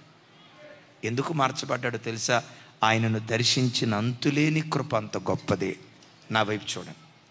ఎక్కడైనా నువ్వు పనిచేసే చోట ఈ వ్యాపారం కలిసి రాట్లా, ఇంకొక వ్యాపారానికి వెళ్దాం, కొంతమంది ఆ వ్యాపారం వదిలిపెట్టి ఇంకొక వ్యాపారం వెళ్దామని ఆలోచిస్తూ ఉంటే, అదే వ్యాపారం చేస్తున్నా నీవు, నిజమే కదా ఈ వ్యాపారంలో ఎన్నో ఒడిదుడుకులు ఉన్నాయి, ఇది కాకుండా ఇంకొక వ్యాపారానికి వెళ్తే బాగుండు అని అనుకుంటున్నావా? నీ చేత్తో ఏది పట్టుకున్నావో, ఎక్కడ అడుగు పెట్టావో, నువ్వు బ్రతికే చోటే నేను భాగ్యవంతుడిగా మారుస్తుంది దేవుని కృప. ఈ స్థలం ఆ స్థలం విడిచిపెట్టి వెళ్ళిపోకో. ఈ వ్యాపారం స్థానాలు మార్చుకో. ఈ ఉద్యోగం కాదని ఆ ఉద్యోగం. అఫ్కోర్స్ మంచి హైక్ వస్తే జంప్, అది వేరే సంగతి. ఈ వ్యాపారం కలిసి రావట్లా, ఆ వ్యాపారం కలిసి రావట్లా అని అనుకోకు. అయ్యో, ఈ వ్యాపారం చేసి చాలామంది నష్టపోయారు, ఈ స్థలంలో ఉండి చాలామంది కోల్పోయారు. వాళ్ళందరికీ కృపలేదేమో. ఉపవసించి ప్రార్థన చేస్తూ దీనత్వాన్ని ధరించిన నిన్ను అంతులేని దేవుని కృప దర్శించదా? నువ్వు బ్రతికే చోటే నిన్ను నిలవబెడుతుంది. నువ్వు వ్యాపారం చేసే చోటే నేను స్థిరపరుస్తుంది. నువ్వు బ్రతికే చోటే భాగ్యవంతుడిగా దేవుడు మార్చునుగాక. అయితే సుమి, నా వైపు చూడండి. ఎప్పుడు మన పెదవుల నుండి ఎలాంటి మాటలు రావాలి? ఎదుటోళ్ళను పొరపాటును తృణీకరించే మాటలు ఎన్నడూ మన నోట రాకూడదు. రోమాపత్రికలో పౌలు గారు ఇలా అంటాడు, చూడండి ఆ మాట. రోమీలకు రాసిన పత్రిక 12వ అధ్యాయం 3వ వచనం. తన్ను తాను ఎంచుకొనదగిన దానికంటే ఎక్కువగా ఎంచుకొనక. 10వ వచనం చూడండి. సహోదర ప్రేమ విషయంలో ఒకని యందు ఒకడు అనురాగము గలవాడై, ఘనత విషయములో ఒకనినొకడు గొప్పగా ఎంచుకొనుడి. పెద్దగా చెప్పండి, చివరి మాటమ్మా. ఘనత విషయములో ఒకనిని ఒకడు గొప్పగా ఎంచుకొనుడి. ఒకరినొకడు ఎలా ఎంచుకోవాలట? మీరు ఎప్పుడైనా చర్చికి వచ్చేటప్పుడు, ఎవరైనా నీకు కనపడినప్పుడు, ఎవరిని కూర్చైనా మాట్లాడినప్పుడు, ఆ కుటుంబం మాకంటే భక్తి కలిగిన కుటుంబం అండి, వాళ్ళు మాకంటే ప్రార్థనా పరులండి, వాళ్ళు మాకంటే మంచోళ్ళండి, వాళ్ళు మాకంటే గనులండి అని ఎదుటివాడిని నీకంటే గొప్పగా ఎంచుకోవాలి. అలాగని నువ్వు చేతగాని వాడివని నువ్వు కృంగ తీసుకోవద్దు. ఎంచుకో, నేను మంచివాడిని. ఆ సెల్ఫ్ రెస్పెక్ట్ నీకు ఉండాలి, ఉండకూడదని కాదు. అయితే ఎదుటివాడిని నీకంటే గనుడుగా ఎంచుకునే ఆ మనస్తత్వం ఎవరిలో ఉంటుందో అదే దీనత్వం. విలువైన మాట చెప్తా, గుండెల్లో రాసుకోండి. నువ్వు దీనురాలివి అని ఎప్పుడు నీకు తెలుస్తుందో తెలుసా? మీరిద్దరు ఎవరైనా మాట్లాడుకునేటప్పుడు, మీ ఇద్దరి మధ్యలో మూడో వాడి గురించి డిస్కషన్ వచ్చినప్పుడు, ఆ మూడో వాడి గురించి గొప్పగా నువ్వు మాట్లాడుతున్నావంటే నువ్వు గనురాలివి. మీ మధ్యలో లేని వ్యక్తిని గురించి ఎప్పుడైనా చెవులు కొరుకుతూ గుసగుసలాడుతున్నారంటే నువ్వు గర్విష్ఠురాలివి, దీనురాలివి కాదు. ఒకవేళ ఆ వ్యక్తి తప్పు నిజంగా చెప్పాల్సి వస్తే ఎప్పుడు చెప్తావో తెలుసా? ఆ వ్యక్తి ఎదుటున్నప్పుడు చెప్తావు. నా మాట అర్థం కాలేదా? నా మాట అర్థమైందా లేదా? ఎప్పుడైనా మీరిద్దరు మాట్లాడుకునేటప్పుడు మీ ఇద్దరి మధ్యలో మూడో వ్యక్తిని కూర్చున్న డిస్కషన్ వస్తే ఆ మూడో వ్యక్తిని గురించి ఎప్పుడు గొప్పగా మాట్లాడు. ఒకవేళ ఆ వ్యక్తి తప్పు చెప్పాల్సి వస్తే ఆ వ్యక్తి ఎదుడు తప్పు చెప్పు. నేను అప్పుడప్పుడు చెప్తా కదా, తణుకు దగ్గర మిరియాల బెల్లం టీ ఒకళ్ళు అమ్ముతారు. ఏమని స్లోగన్ రాశాడో తెలుసా? టీ బాగుంటే 10 మందికి చెప్పండి, బాగాకపోతే మాకు మాత్రమే చెప్పండి. ఒకసారి చెప్పండి పెద్దగా. డేవిడ్ అన్న, ఏమని రాసి ఉంది అక్కడ? టీ బాగుంటే 10 మందికి చెప్పండి. ఎందుకు చెప్పండి? ఆయనకే చెప్తే దిద్దుబాటు చేసుకుంటాడు. ఏమండి, బయట ఊరు బయట వాళ్ళకి చెప్తే ఆడేం దిద్దుబాటు చేసుకుంటాడు? టీ బాగుంటే 10 మందికి చెప్పండి, బాగాకపోతే నా వైపు చూసి సమాధానం చెప్పండి. స్త్రీలు కనిన వారందరిలో మిక్కిలి గొప్పోళ్ళు ఎవరు? అయ్యో, పెద్దగా చెప్పాలమ్మా. స్త్రీలు కనిన వారందరిలో పెద్దగా చెప్పండి. పొడిగా అనొద్దు, నేను చెప్పినట్టు చెప్పాలా. మిక్కిలి గొప్పోడు ఎవరిలో? ఆదాము కాలం మొదలుకొని టిల్ డేట్ స్త్రీలు కనిన వారందరిలో మిక్కిలి గొప్పోళ్ళు ఎవరయ్య అంటే బాప్తిస్మం ఇచ్చి యోహాను. సృష్టి అంతటిలో మిక్కిలి గొప్పోడు మన ఆరాధ్య దైవం ప్రభు అయిన యేసుక్రీస్తు అయితే, యేసుక్రీస్తు వారి తర్వాత స్త్రీలు కనిన వారిలో మిక్కిలి గొప్పోడు బాప్తిస్మం ఇచ్చి యోహాను. ఎందుకు గొప్పోడు తెలుసా? యేసయ్య ఇంకా అక్కడికి రాలా. యేసయ్య గురించి ప్రజలతో మాట్లాడాల్సి వచ్చింది. ప్రజలతో మాట్లాడేటప్పుడు ఏమంటాడు తెలుసా? నా వెనుక వచ్చువాడు నాకంటే శక్తివంతుడు, ఆయన చెప్పుల వారు విప్పుటకైనా నేను యోగ్యుడను కాదు. ఇశ్రాయేలీలట, దాసులుగా పనిచేసే ఇశ్రాయేలీలు యజమానుల చెప్పులు పట్టుకోవడానికి ఇష్టపడరట. అంటే ఇంట్లో పనిచేసే దాసుడు కూడా యజమానుడు చెప్పులు పట్టుకోవడానికి ఇష్టపడ్డట. విచిత్రం చూడండి. బాప్తిస్మం ఇచ్చి యోహాను అంటాడు, ఆయన చెప్పుల వారు విప్పుటకైనా నేను యోగ్యుని కాదు. అంటే బాప్తిస్మం ఇచ్చి యోహాను ఫ్యామిలీ అంత దీనమైన పని చేసే, మన భాషలో చెప్తాను, అంత లేబర్ ఫ్యామిలీ, అంత చిన్న ఉద్యోగం చేసే ఫ్యామిలీయా? నో. బాప్తిస్మం ఇచ్చి యోహాను తండ్రి ఇశ్రాయేలు దేశానికి ప్రధాన యాజకుడు. ఎవరాయన? ఎవరాయన? ఏం పేరు ఆయన పేరు? జకరియా. ప్రధాన యాజకుడు. ప్రపంచ దేశాలకు పోపు ఎలాగో ఇశ్రాయేలు దేశానికి ప్రధాన యాజకుడు అంతా. ఇంకో మాటలో చెప్పాలంటే రాజంతో యాజకుడు అంతా. ఇంకో మాటలో చెప్పాలంటే రాజుకి ఏదైనా సూచనలు కావాలంటే డైరెక్షన్ ఇచ్చే దిక్సూచి, టార్చ్ బేరర్ కూడా ప్రధాన యాజకుడే. ఆయన తండ్రి అంత గొప్ప హోదాలో ఉన్నవాడు. అట్ ద సేమ్ టైం బాప్తిస్మం ఇచ్చి యోహాను మామూలుడా? Fire brand. యేసయ్య అంటారు కదా, అతడు మండుచూ ప్రకాశించుచున్న దీపం వంటి వాడనే. ఇంత గొప్పోడు. యేసయ్య గురించి ఏమంటారు? ఆయన చెప్పుల వారు విప్పుటకైనా నేను యోగ్యుడను కాదు, నా వెనక వచ్చేవాడు నాకంటే. కొంతమంది మాటలు ఎట్టుంటాయో చెప్తా. రాజా ఇట్రా. ఈ వ్యక్తి కనపడ్డాడు అనుకోండి, జనం ముందు చెప్పేటప్పుడు ఈ బిడ్డ ఏమనుకున్నారండి? 24 క్యారెట్ గోల్డో చావకుడంటే ఈయన. నా కొడుకండే ఈయనంత నమ్మకమైన బిడ్డ భూమి అంతా వెతికినా, అసలు భూమండలం అంతా వెతికినా నాకు ఎక్కడ కనపడలేదని జనం ఉన్నప్పుడు చెప్తాడు. ఈ మనిషి ఎదురున్నప్పుడు ఒకవేళ ఈ మనిషి అట్లా పోయాడు అనుకోండి, ఈడొట్టి సన్నాజుడండి, ఈడంత దరిద్రుడు భూమి మీద ఉండడండి, ఇట్లా గుసగుసలాడతారు. వాడు గర్విష్ఠుడు. మిమ్మల్ని మీరు చెక్ చేసుకోండి, మీరు దీనులా గర్విష్ఠులా? ఎవరిని కూర్చైనా మాట్లాడాలి చూస్తే, చాటున మాట్లాడాలి చూస్తే, మంచి మైకులో చెప్పు, చెడు చెవులో చెప్పు. ఒకసారి పెద్దగా చెప్పండి. ఎవరిని గూర్చి తృణీకారంగా, అస్సలు తృణీకారం అనే మాట నీ నోట రావద్దు. తృణీకారపు మాట వస్తే ఏం జరిగిద్దో చెప్తా. ఈ ప్రాంతంలోనే ఒక చోట జరిగిన సంభవం గుండెలు బ్రద్దలు చేస్తుంది. వాళ్ళు బ్రతుకు తెరువు నిమిత్తం ఆంధ్ర ప్రాంతం నుంచి ఈ ప్రాంతానికి వచ్చారు. పశ్చిమ గోదావరి, ఇక అది ఏ ప్రాంతం అయితే ఏమైంది, బ్రతకటానికి వచ్చారు. ఆయన కెమికల్ ఫ్యాక్టరీలో, ఆ కంపెనీలో, ఈ కంపెనీలో రెక్కల కష్టం చేసి, కాయా కష్టం చేసి ఒక సొంత ఇల్లు కొనుక్కొని దేవుని కృప కొడుకులను చదివించుకున్నాడు. బాగా ఆ పిల్లలు కూడా బాగా పైకి వచ్చారు, మంచి స్థితిమంతులయ్యారు, సాఫ్ట్వేర్ రంగంలో స్థిరపడ్డారు. ఒకరోజు సరే ఈ ప్రాంతంలో ఎందుకని పేరుగాంచిన ఒక ప్రాంతంలో, కూకట్పల్లి, ఆ ప్రాంతంలో కొన్ని స్థలాలు నేను చెప్పలేను, పేరుగాంచిన ప్రాంతంలో double bedroom flat, triple bedroom flat 2-3 కొనుక్కొని ఎక్కడి నుంచి అటు షిఫ్ట్ అయిపోతున్నారు. వెళ్ళేటప్పుడు మీలాంటి నాలాంటి వాళ్ళు అడిగారు, బ్రదరు మీరు ఈ సాయిబాబా నగర్ ప్రాంతంలో మా మధ్యలో ఉండేవాళ్ళు కదా, ఈ ప్రాంతాన్ని విడిచిపెట్టి అక్కడికి ఎందుకు వెళ్తున్నారు, ఇక్కడ ఉండొచ్చు కదా అంటే వాళ్ళ అబ్బాయి, పెద్ద అబ్బాయి ఏమన్నాడో తెలుసా?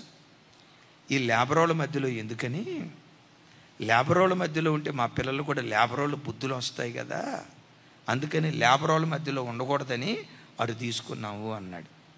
ఈ మాటలు ఏమంటారంటే పచ్చి తెలుగులో చెప్తా, కొవ్వెక్కిన మాటలు, గర్వపు మాటలు, కన్ను మిన్ను కానరాకుండా మాట్లాడే మాటలు. విన్నారు ఈ మాట? నేను అన్న మాటలు ఏమన్నా మీకు ఏమైనా ఇబ్బంది కనిపించినాయా? బైబిల్లో రాయబడిన మాట. బైబిల్లో ఇంకొక ఘాటైన పదం ఉంది, అది వాళ్ళ యెషూరును క్రొవ్విన వాడై, ఆ తర్వాత ఇంకో పదం ఉంది. అన్నాడు ఈ లేబరోళ్ళ మధ్యలో ఉన్న, ఎందుకంటే లేబరోళ్ళ మధ్యలో ఎందుకో, మేము రిచ్ ఫ్యామిలీ కదా, ఆ రిచ్ డబ్బులున్న వాళ్ళ మధ్యలో ఉందామని అక్కడ ఫ్లాట్ కొనుక్కున్నాం అన్నాడు. రేపు ఇంటి ఓపెనింగ్, ఈ రాత్రికి రాత్రి ఏం జరిగిందో తెలీదు, హార్ట్ స్ట్రోక్ వచ్చి క్రొత్త గృహంలో అడుగు పెట్టక మునిపే రాత్రికి రాత్రి ఆయన చనిపోయాడండి. రాత్రికి రాత్రే చనిపోయాడు. ఒరే రేపు గృహప్రవేశం, రెండిళ్ళు ఓపెన్ చేయాలి, ఏమైపోయింది, ఇట్లా ఎందుకు జరిగింది అని అంటే అందరూ అయ్యో ఎందుకు జరిగింది అని అంటే, ఈ మాటలు విన్న కొంతమంది ఏమన్నారు తెలుసా? వాడు పొగరుబుట్టిన మాటలు దేవుడు విని తట్టుకోలేకపోయాడండి. మా మధ్యలో బ్రతికి లేబరోళ్ళ మధ్యలో ఉంటే లేబరోళ్ళ బుద్ధులు వస్తాయని ఆ మాట అన్నాడే, ఆ పొగరబట్టిన మాట ఇవన్నీ చంపేసిందండి.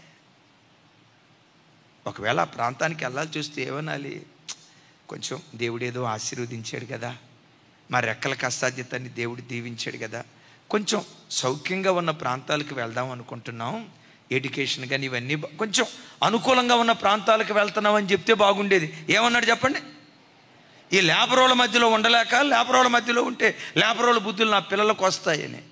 ఎప్పుడు పిల్లలారా, ఎదుటివాడు పేదవాడైనా తృణీకరిస్తూ మాట్లాడొద్దు, కించపరుస్తూ మాట్లాడొద్దు. ఎదుటివాడు నీకంటే గనుడని ఎంచి ఘనంగా నువ్వు మాట్లాడితే నీ దేవుడు ఏం చేస్తాడో తెలుసా? పెంట కుప్పల మీద నుండి నేను లేవనెత్తటం ప్రారంభిస్తాను. ఒక్క మాట అడుగు ప్రభుని, దేవా ఎవరిని తిరస్కరిస్తూ నేను మాట్లాడకూడదయ్యా, ఎవరిని చులకన చేస్తూ మాట్లాడకూడదయ్యా. ఒకవేళ నువ్వు హై స్కూల్లో హెడ్ మాస్టర్ అయినా, నీకు ఫైల్ ఇచ్చే వ్యక్తిని కూడా, అటెండర్ను కూడా చులకనగా మాట్లాడద్దు, గౌరవంగా మాట్లాడు. తద్వారా పెంట కుప్పల మీద నుండి దేవుడిని మనల్ని పైకెత్తును గాక. రైట్.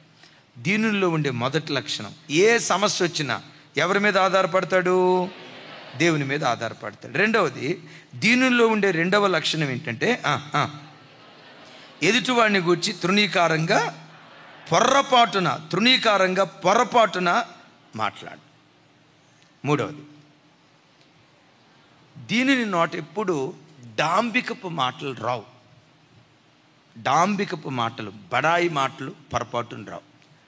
తాను ఏదైనా సాధించాడు అనుకోండి, తాను విజేత అయ్యాడు అనుకోండి, తన ద్వారా దేవుడు ఏదైనా గొప్ప కార్యాలు జరిగించాడు అనుకోండి, నా బలం అనడో, నా తెలివి అనడో, నా జ్ఞానం అనడో, ఒకే మాట అంటాడు, నాట్ ఐ బట్ క్రైస్ట్. నేను కాదు, క్రీస్తే నాలో ఉండి ఈ కార్యక్రమాలు చేస్తాడని ప్రతి విషయమై దేవుని గణపరుస్తూ, దేవుని మహిమపరుస్తూ, దేవుని హెచ్చిస్తూ మాట్లాడతాడు. కానీ ఇది నా బలమని కానీ, నా ప్రార్థనని కానీ, నా విశ్వాసమని కానీ, నా పట్టుదలని కానీ, నేను అనే మాట దీనిని నోట వినబడదు. వినారు ఈ మాట? ఆమెన్. చూడండి, దీనుని నోట ఎప్పుడు డాంబికపు మాటలు రావు. చెప్పండి, ఏవి రావు? దీనుడు ఎట్లా మాట్లాడతాడు? డాంబికత్వం లేని మాటలు ఎలా ఉంటాయి? 2-3 మాటలు మీకు చూపిస్తాను. ఆదికాండం చూడండి, 40వ అధ్యాయం 8వ వచనం.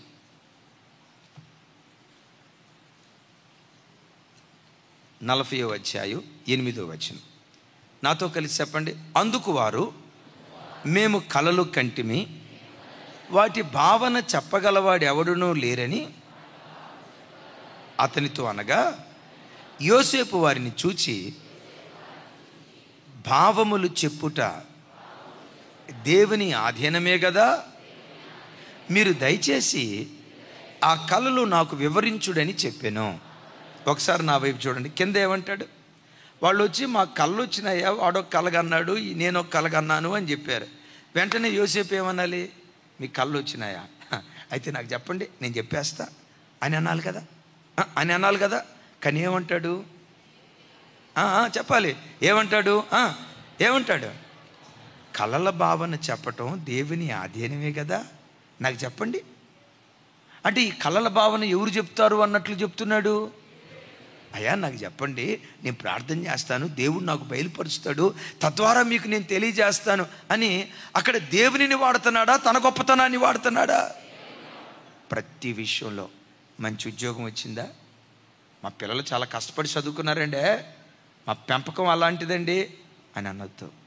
దేవుని కృపయ్యా, ఈ ఉద్యోగం నా పిల్లలకు దేవుడిచ్చాడయ్యా, ఈ స్థితి దేవుడిచ్చాడయ్యా, ఈ తెలివితేటలు దేవుడిచ్చాడయ్యా అని అనుగ్రహించిన దేవుణ్ణే మనం ఘనపరచుదుం గాక. పొందుకున్న వాటిని బట్టి అతిశయించొద్దు. వాటిని ఏ దేవుడు మనకు అనుగ్రహించాడో ఆ దేవుడే మన అతిశయమై ఉండును గాక. చప్పలు కొడితే యేసయ్యకు స్తోత్రాలు చెప్దాం. ఆ తర్వాత వాళ్ళలో ఒక ఆయన విడుదల పొందారు, కలభావన చెప్పినట్లుగా విడుదల పొందారు. ఇంకొక ఆయన చంపబడ్డాడు. ఫరో కల వచ్చింది.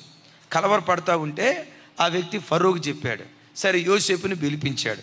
యోసేపుతో ఏం మాట్లాడుతున్నాడో చూడండి. 41వ అధ్యాయం 15-16 వచనాలు. ఫరో యోసేపుతో, నేనొక కలగంటిని, దాని భావము తెలుపగలవారు ఎవరునూ లేరు. నీవు కలను విన్న యొడల, ఇక్కడ నుంచి చెప్పండి, నీవు కలను విన్న యొడల దాని భావమును తెలుపగలవని నిన్ను గూర్చి వింటినని అతనితో చెప్పినందుకు యోసేపు, నా వలన కాదు, దేవుని వలనే అవుతుంది. ఇప్పుడు నా వైపు చూడండి రా తల్లి, నిన్ను గూర్చి పలానా ఆయన చెప్పాడు, నీకు కళ చెప్తే చాలు, కలభావన భలే బ్రహ్మాండంగా చెప్తా ఉంటా కదా అని అంటంతో యోసేపు ఛాతి 30 ఇంచులు పెరిగి ఉండాలా అని. ఎస్ సార్, మీరు రైట్ పర్సన్ ఎన్నుకున్నారు సార్. ఎస్ సార్, మీ చాయిస్ కరెక్ట్ సార్, పర్ఫెక్ట్ వ్యక్తిని మీరు ఎన్నుకున్నారు సార్, నేను ఒక్కడనే చెప్పగలుగుతాను. టోటల్ అదే టోటల్ ఐగుప్తు దేశం అంతట్లో నా అంత టాలెంటెడ్, మల్టీ టాలెంటెడ్ ఇంకొకటి లేడు సార్, నువ్వు కరెక్ట్ వ్యక్తిని పిలిచావు అని అనాలి. కానీ యోసేపు ఏమంటాడు తెలుసా? అది నా వలన కాదు, మరి ఎవరి వలన అవుతుంది? ఈ మాటనేమంటారు? గర్వపు మాట అంటారా, దేనపు మాట అంటారా?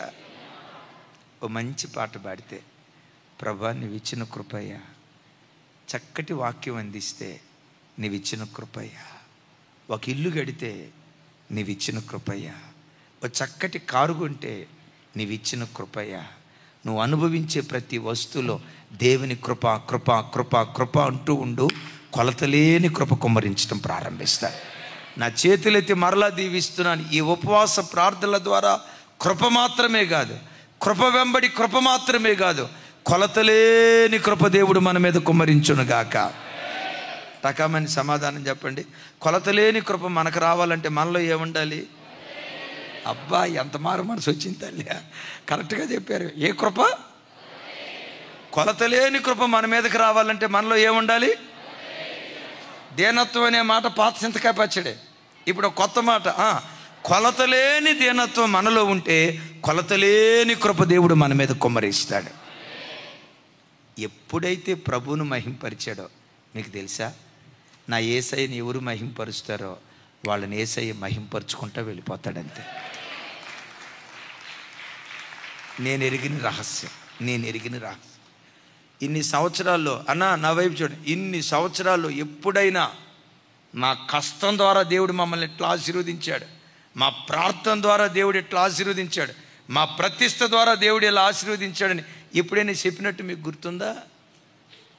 ఎప్పుడైనా గుర్తుందా? ఎవరురా మనిషే? అది చెప్తా ఉంటే ఒప్పుకుంటా, పశ్చాత్తాపడతా, మారతా నేను కూడా. ఏనాడు చొక్కా వేసుకునేటప్పుడు కూడా ఇది నీ కృపయ్యా, నువ్వు పెట్టిన భిక్ష. ఈ కళ్ళజోడు, ఈ మధ్య మంచి కళ్ళజోడు ఒకటి తీసుకున్నా. రూపాయల నుంచి జంప్ అయిపోయా, 200 రూపాయల నుండి జంప్ అయిపోయా. ఇది వాడేటప్పుడు నీ కృపయ్యా. కృప కాదు, కృపతో పాటు ఏమంటాను తెలుసా? నువ్వు పెట్టిన భిక్ష అయ్యా, నువ్వు పెట్టిన భిక్ష, నువ్వు పెట్టిన భిక్ష.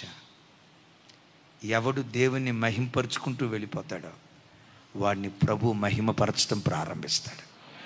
యోసేపుని ఎంత మహింపరిచాడు? చెరసాలలో ఖైదీగా ఉన్నవాడిని చెరసాలలో నుండి లేపి సింహాసనానికి నడిపించాడు. అట్లు దీనులను ఉన్నత స్థలమునకు ఎక్కించును అని రాసింది కదా. అట్లు దీనులను ఉన్నత స్థలమునకు లేవనెత్తును అని రాసింది. దేనత్వం ఆభరణంగా నువ్వు ధరిస్తే ఉన్నత స్థలానికి దేవుడు లేవనెత్తును గాక.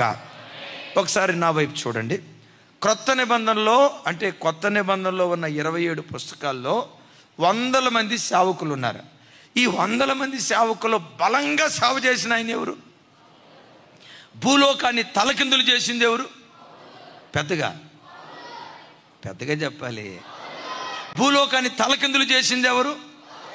ఆ రోజుల్లో రవాణా సదుపాయాలు లేకపోయినా 2 ఖండాలలో అడుగుపెట్టి వాక్యం ప్రకటించింది ఎవరు? ఇంత అద్భుతంగా పరిచర్య చేసింది ఎవరు? ఇప్పుడు పౌలు దగ్గరికి వెళ్ళి అందాం, బాబా నువ్వు కాబట్టి చేసావు నాయన, నువ్వు కాబట్టి ప్రయాసపడ్డావు నాయన అని అంటే ఏమంటాడో తెలుసా? వారందరికంటే ఎక్కువగా నేను ప్రయాసపడినది నేను కాదు, నాకు తోడయ్యున్న దేవుని కృపే. పెద్దగా ఆమెన్. ప్రయాసపడినది నేను కాదు. చెప్పాలండి. ప్రయాసపడినది నేను కాదు, నాకు తోడయ్యున్న దేవుని కృపే ప్రయాసపడింది. అంటే దేనికి అగ్రపట్టం కడుతున్నాడు? ప్రతి దానిలో కృప కృప కృప కృప. సమస్త ఘనతలు దేవునికే కలుగునుగా. కానీ ఆయన ఘనపరుస్తూ వెళ్ళు, ఆయన మహిమపరుస్తూ వెళ్ళు, నిన్ను దేవుడు మహిమపరచడం ప్రారంభిస్తాడు. ఒక్క మాట పౌలు గారు చెప్పిన మాటల్లో ఒక్క మాట మీతో పంచుకుంటాను, తర్వాత వెళ్తాను ముందుకి. కొరింథీయులకు రాసిన 2వ పత్రిక 3వ అధ్యాయం 5వ వచనం. అందరూ మీ బైబిల్ తెరిచి చూడండి.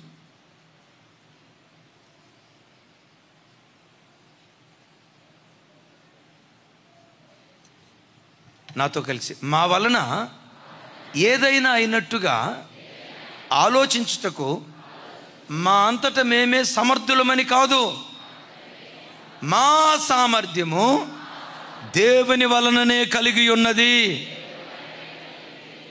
అబ్బా ఇదంతా మేం చేసామనుకుంటున్నారా? మా సామర్థ్యం అనుకుంటున్నారా? మా సామర్థ్యం వలన కాదు. ఏమంటాడు? ఈ సామర్థ్యము దేవుని వలననే కలిగినది. అంటే ఎవరిని కనపరుస్తున్నాడు? నేనంట ఇది దీనత్వపు మాట, గర్వపు మాట.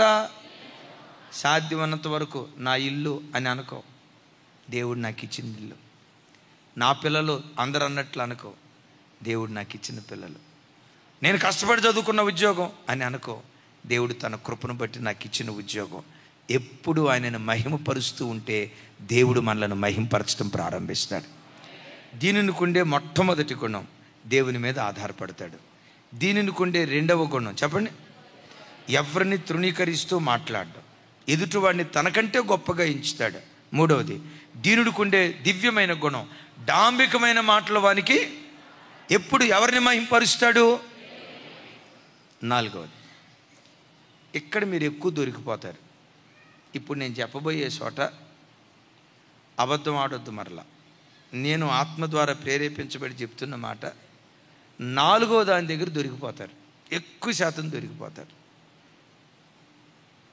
దీనుడికి ఉండే గుణం ఏంటంటే గద్దించినప్పుడు దిద్దుబాటు చేసుకుంటాడు.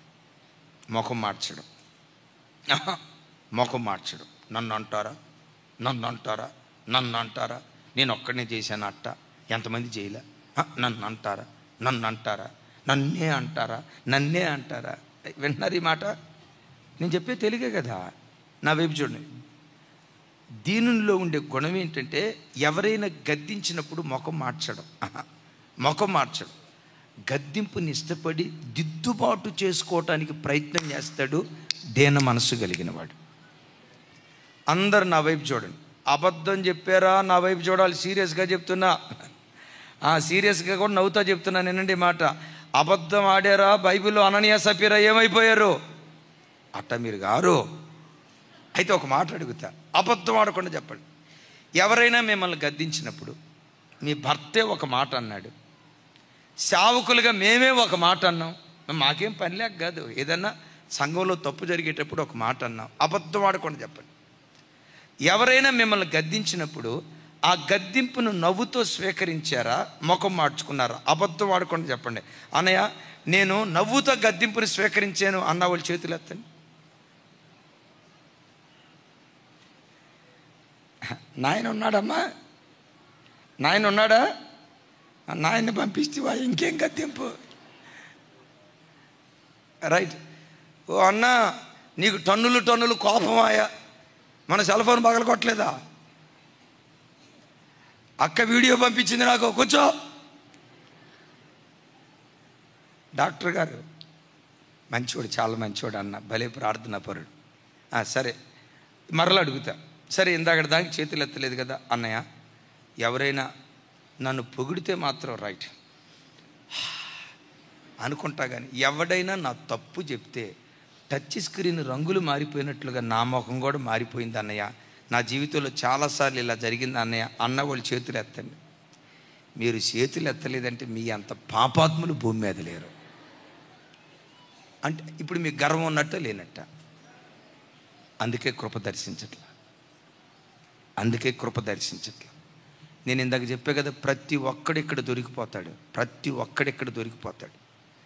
నేను చాలాసార్లు గమనిస్తానండి, ఒక విశ్వాసిని ఏమి అన్నంత కాలం, మా జెర్మియా అన్న యేసు ప్రభు తర్వాత ఎవరైనా ఉన్నారంటే ఫిల్ ఇన్ ద బ్లాంక్స్. ఖాళీ పూర్తి చేయాలి టీచర్ గారు, ఫిల్ ఇన్ ద బ్లాంక్స్.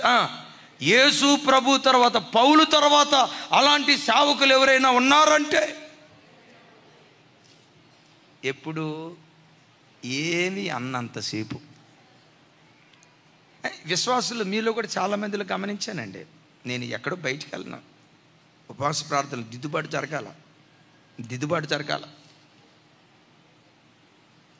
ఎవరినైనా పర్సనల్గా ఒక్క మాట అన్నావా, ఇక ఆ దినం నుంచి ముఖం ఉందో చూసారా, టచ్ స్క్రీన్ రంగులు మారిపోయినట్లుగా మారిపోద్ది. అంతకు మునుపు అన్నాన్ని దగ్గరకు వచ్చి పలకరించినోడు, ఆ సూపు నేను ఎట్టా అర్థం చేసుకోవాలో నాకు అర్థమై సావతాం. నేను బయట వాళ్ళ సంగతి చెప్పట్లేదండి, వాళ్ళని ఏమీ అన్నంతసేపు నేనంట.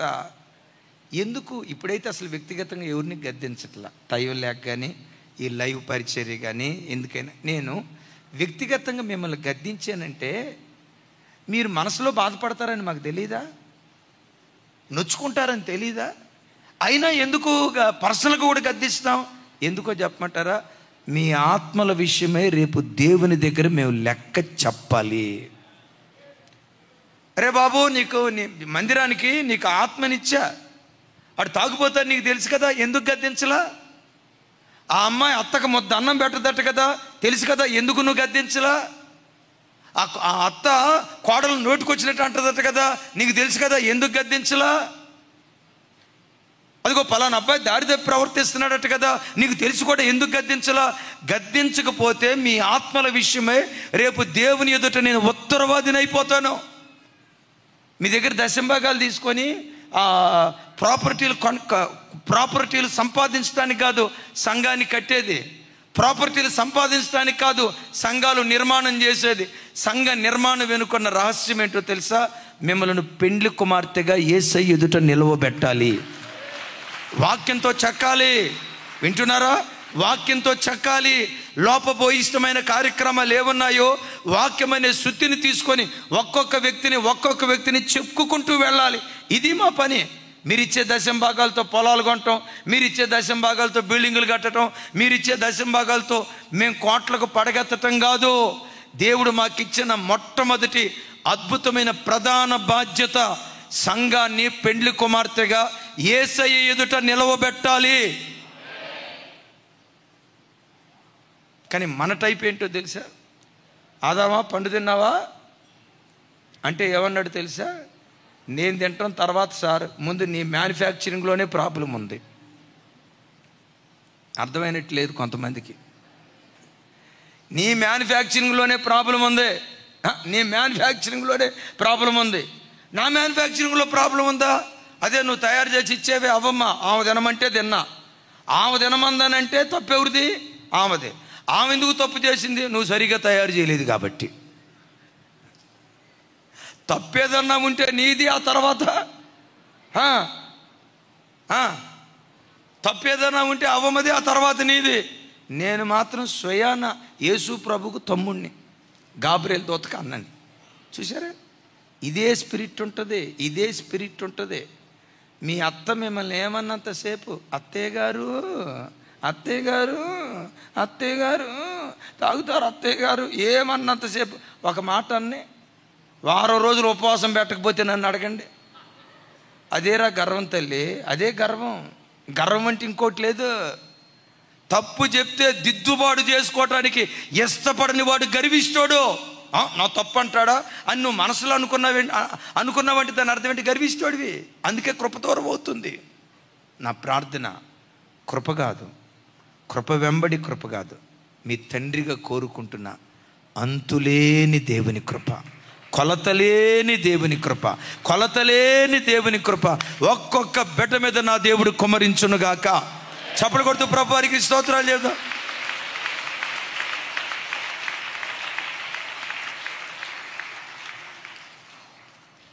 పాస్టర్ గారు ఒక అబ్బాయి పెళ్లి చేశాడంట. మంచి అబ్బాయి, భక్తి కలిగినోడేనంట. కానీ బాధ్యత లేకుండా ఉంటాడు. ఆ చర్చికి వచ్చి మంచి భక్తి కలిగిన అమ్మాయినిచ్చి పెళ్లి చేశాడు. ఈడు ఎట్లా అంటాడు? మంచివాడే, ప్రార్థనాపరుడే, ప్రార్థనాపరుడే. కాకపోతే డబ్బులు ఎట్లా ఖర్చు పెట్టాలి, దేనికి వాడాలి, ఎట్లా పొదుపు చేయాలి తెలియదు. చర్చికి వచ్చే వాళ్ళు అందరూ 200 రూపాయల చొక్కా కొనుక్కొని వస్తే మా వాడు 2500 రూపాయల చొక్కా కొనుక్కొచ్చేవాడు అంట ఆ రోజుల్లో. ఏది 1947లో. ఆ రోజుల్లో దుబారా ఖర్చు పెట్టేవాడు. మొత్తానికి అప్పు అయిపోయి ఇద్దరు భార్యాభర్తల మధ్య గొడవ వచ్చింది. ఈ పాస్టర్ గారి దగ్గర పంచాయతీకి వచ్చారు. ఒరే తమ్ముడా, ఏమిరా ఇట్లా అయిపోయింది, ఎందుకు ఇట్లా అని లోపు అన్నాడంట, అసలు నువ్వు నాకు సరైన దాన్ని ఇచ్చి పెళ్లి చేయలే. నువ్వు అట్లా పెళ్లి చేయకపోవటాన్ని బట్టి నేను అప్పుల పాలైపోయా. ఒరే, నువ్వు అప్పుల పాలైపోవటానికి పెళ్లికి ఏమన్నా సంబంధం ఉందంటే నువ్వు సరైనదా నీ ఇలా. అమ్మాయి డ్యూటీకి వెళ్ళిద్దా? డ్యూటీకి వెళ్ళిద్ది. నెలకి ఎంత సంపాదించింది? 15-20 సంపాదిస్తుంది. అరే మరి నీకు నెలకి జీతం వస్తుంది కదా. ఇవన్నీ కాదు, నువ్వు నాకు సరైన దాన్ని ఇవ్వలేదు కాబట్టి నేను మనశ్శాంతిని కోల్పోయి 3000 రూపాయల చొక్కాయి కొనుక్కున్నా. ఆడు తప్పు చెప్పడంట, ఆడు తప్పు చెప్పడంట. నీ వల్లే నా కుటుంబం ఎట్లయింది. దేవుని పెట్టారా? గర్వం, గర్వం, గర్వం. ఎవడైనా నిన్ను గద్దించాడంటే వాడు నీ మేలు కోరేవాడు. పగవాడు లెక్కలేనని ముద్దులు పెడతాడని దేవుని వాక్యం అంటుంది. ఆమెన్ చెప్తాం, ఆమెన్. పగవాడు ఏం చేస్తాడు? లెక్కలేని ముద్దు. ఫ్యామిలీ అంటే మీ తర్వాతే టెట్రో, కుటుంబం అంటే మీ కుటుంబమే టెట్రో అసలు అని పగవాడు లెక్కలేనని ముద్దులు పెడతాడు. మేలు కోరేవాడు చెప్పాలి. నేనంట, నా వైపు చూడు. సౌలు దావీదు అనండి. వీళ్ళిద్దరిలో కృప వెంబడి కృప పొందిన వాళ్ళు ఎవరు?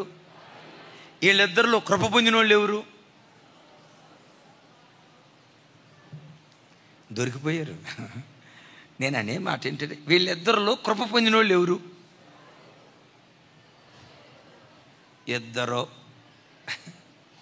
ఇద్దరో కృప పొందిన వాళ్ళే. కానీ కొలతలేని కృప ఎవరి మీదకి వచ్చింది? ఎందుకో తెలుసా? సౌలును గద్దిస్తే సౌలును చాలా నాజుగ్గా గద్దించాడండి సమూయేలు ప్రవక్త. చాలా నాజుగ్గా గద్దించాడు. ఎంత అవివేక పని చేసావన్నాడు. దానికి ఏం చేశాడో తెలుసా? ఆ దైవజనుడు దుప్పటట్లా పట్టుకున్నాడు. దుప్పట ఏమైపోయింది తెలుసా? తెలీదా? దుప్పటి 2గా చిరిగిపోయింది. ఎంత అవివేక పని చేసావు. బలులర్పించుట కంటే మాట వినుట. ఎంత నాజుగ్గా గద్దించాడో తెలుసు. ఎందుకు నాజుగ్గా గద్దించాడో తెలుసా? మనోడు ఎంత మంచోడో ఆయనకు తెలుసు. ఎంత మంచోడో ఆయనకు తెలుసు. ఏమన్నా తేడా వచ్చిందా ఏం చేస్తాడో మొత్తానికి అని చెప్పి నాజుగ్గా గద్దించాడు. ఆదాం గారు, మిమ్మల్ని కూడా నాజుగ్గానే గద్దిస్తా. నాజుగ్గా గద్దించమంటారా? అదిగో దండమే పెడుతున్నాడు. కొంతమందిని సేవకులు స్వతంత్రంగా గద్దించలేరండి. అక్క మీకు అర్థమవుతుందా? నిజంగా ఒక మంచి విశ్వాసి నువ్వెప్పుడో తెలుసా, నీ దైవజనుడు స్వతంత్రంగా నిన్ను గద్దించాలి, స్వతంత్రంగా నీ పిల్లల్ని గద్దించాలి. అది విశ్వాసికి సేవకులకు ఉండే దివ్యమైన అనుబంధం. ఒకళ్ళు కూడా ఆమె ఏం చెప్పలే, ఈ కాలానికి ఇది కుదరదులే అన్నా అని అంటారా? సేవకునికి మీకు ఉండాల్సిన అనుబంధం ఏదో వస్తాం పోతాం కాదు కాదు కాదు కాదు. సేవకుడు వాక్యం చేత కుటుంబాన్ని దిద్దుబాటు చేయాలి. నేను చెప్తానండి, నేను ఒక 20 కుటుంబాలను ఇప్పుడు గద్దించాను అనుకోండి, ఓపెన్గా చెప్తా,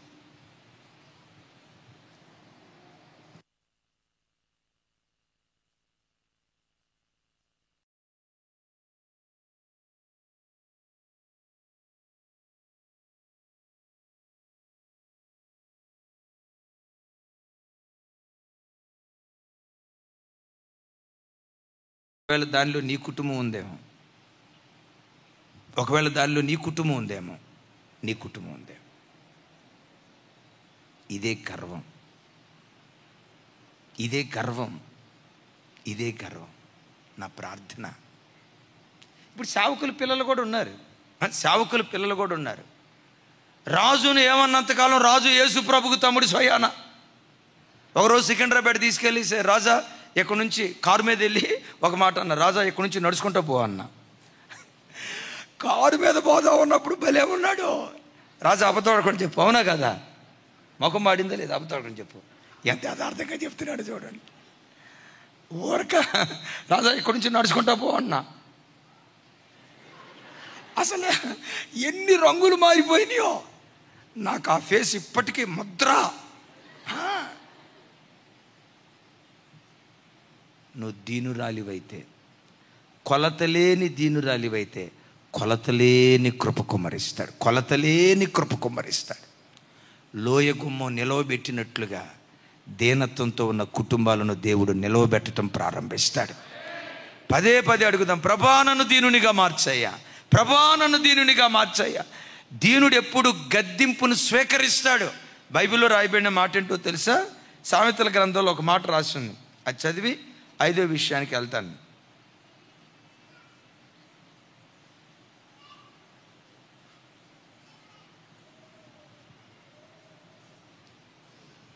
ఐదో విషయానికి సామెతల గ్రంథం 21వ అధ్యాయం 29వ వచనం. భక్తిహీనుడు తన ముఖమును మార్చుకొనును, యథార్థవంతుడు తన ప్రవర్తన చక్కపరుచుకొనును. ఒకసారి నా వైపు చూడండి, టకామని ఇది అడిగి నేను ముందుకు వెళ్ళిపోతాను. భక్తిహీనుడు గద్దిస్తే ఏం చేస్తాడట? నా వైపు చూసి చెప్పాలి, నా వైపు చూడాలి అందరం. భక్తిహీనుడిని గద్దిస్తే ఏం చేస్తాడట? యథార్థవంతుణ్ణి గద్దిస్తే ఏం చేస్తాడట? ప్రవర్తన చక్కదిద్దుకుంటాడు. యథార్థంగా చెప్పండి, నా వైపు చూడండి. మిమ్మల్ని ఎవరైనా గద్దిస్తే మీరు ముఖం మార్చుకున్నారా, ప్రవర్తన దిద్దుకున్నారా? కొంతమంది తెలివిగా చెప్తారు రెండు నన్నా అని. నిజమే, రెండు కరెక్టే. ఈ రెండిట్లో ఏది పర్సంటేజ్ ఎక్కువ? ముఖం మార్చిన పర్సంటేజ్ ఎక్కువ, దిద్దుబాటు చేసుకున్న అనుభవం ఎక్కువ. సింపుల్గా మిమ్మల్ని కృంగదీయాలని కాదు, ప్రశ్నించుకోండి. మరి మీరు ముఖం మార్చుకున్నారంటే భక్తి కలిగిన వాళ్ళ భక్తిహీనులా అని నేనన్నానా వాక్యం అందా అని చెప్పాలి. నేనన్నా వాక్యం అందా? భక్తిహీనుడిని గద్దిస్తే వాడు ముఖం మార్చుకుంటాడు. ఓపెన్గా చెప్తున్నా, కాపరిగా కొంతమందిని స్వతంత్రంగా గద్దించలేను, తెలిసినా కూడా స్వతంత్రంగా గద్దించలేను. కొంతమంది దగ్గరికి వచ్చేసరికి అవసరమైతే పెట్టమని ఒక దెబ్బ కొట్టి, రే తప్పురా అని స్వతంత్రంగా కూడా దెబ్బ కొడతాను. ఎవరిని దెబ్బ కొడతానో తెలుసా? వీడు సహృదయంతో అంగీకరించి దిద్దుబాటు చేసుకుంటాడు అని తెలిస్తే దెబ్బ కూడా కొట్టడానికి ఇష్టపడతా. లేదు వీడేదో తిరుగుబాటు చేస్తాడు అనుకుంటే ఓపెన్గా చెప్తున్నా, పెంట మీద రాయేయటం ఎందుకు, మన ముఖం మీద జింది పడిద్ది. వీడి పెంట ఎందుకు ఇడి చూడాలి? మనకి సైలెంట్గా ఉండాలి. ఈవెన్ సేవకుల పిల్లల్లోనైనా ఇదిగో ఈ అమ్మాయిని గద్దిస్తే దిద్దుబాటు చేసుకుంటుందని తెలిస్తే గద్దించడానికి ఇష్టపడతాం, కొట్టంగానే దిద్దుబాటు చేయడానికి ఇష్టపడతాం. కొంచెం రొసరొసలాడేది, రొసరొసలాడి ఇట్లా ఉందనుకో, ఇది పెంటరా బాబు, ఈ పెంట జోలి మనకొద్దు, వద్దు, పెంట. మీ కాపరి ఎప్పుడు మిమ్మల్ని కూర్చోాలా అనుకోకూడదు. ఈ బిడ్డ నేను గద్దిస్తే భక్తి పరురాలుగా, యథార్థ పరురాలుగా, ప్రవర్తన చక్కదిద్దుకునే సంస్కారవంతురాలు. గద్దించాలా? అవసరం. ఎందుకు? క్రీస్తు ఎదుట పెండ్లి కుమార్తెగా సంఘాన్ని నిలవబెట్టాలంటే సంఘానికి గద్దింపుతో కూడుకున్న వాక్యం అవసరం. కొన్ని సందర్భాల్లో బహిరంగంగా గద్దించవచ్చు, రహస్యంగా గద్దించవచ్చు. గద్దింపుకు లోబడి దిద్దుబాటు చేసుకునేవాడు దీన మనస్సు కలిగినవాడు.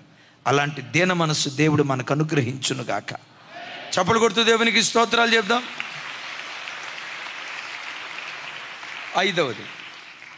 ఐదవది గుర్తింపును కోరుకోడు, తనను తాను కనపరుచుకోవటానికి అస్సలు ఇష్టపడ్డాం. గుర్తింపు కోరుకోడు.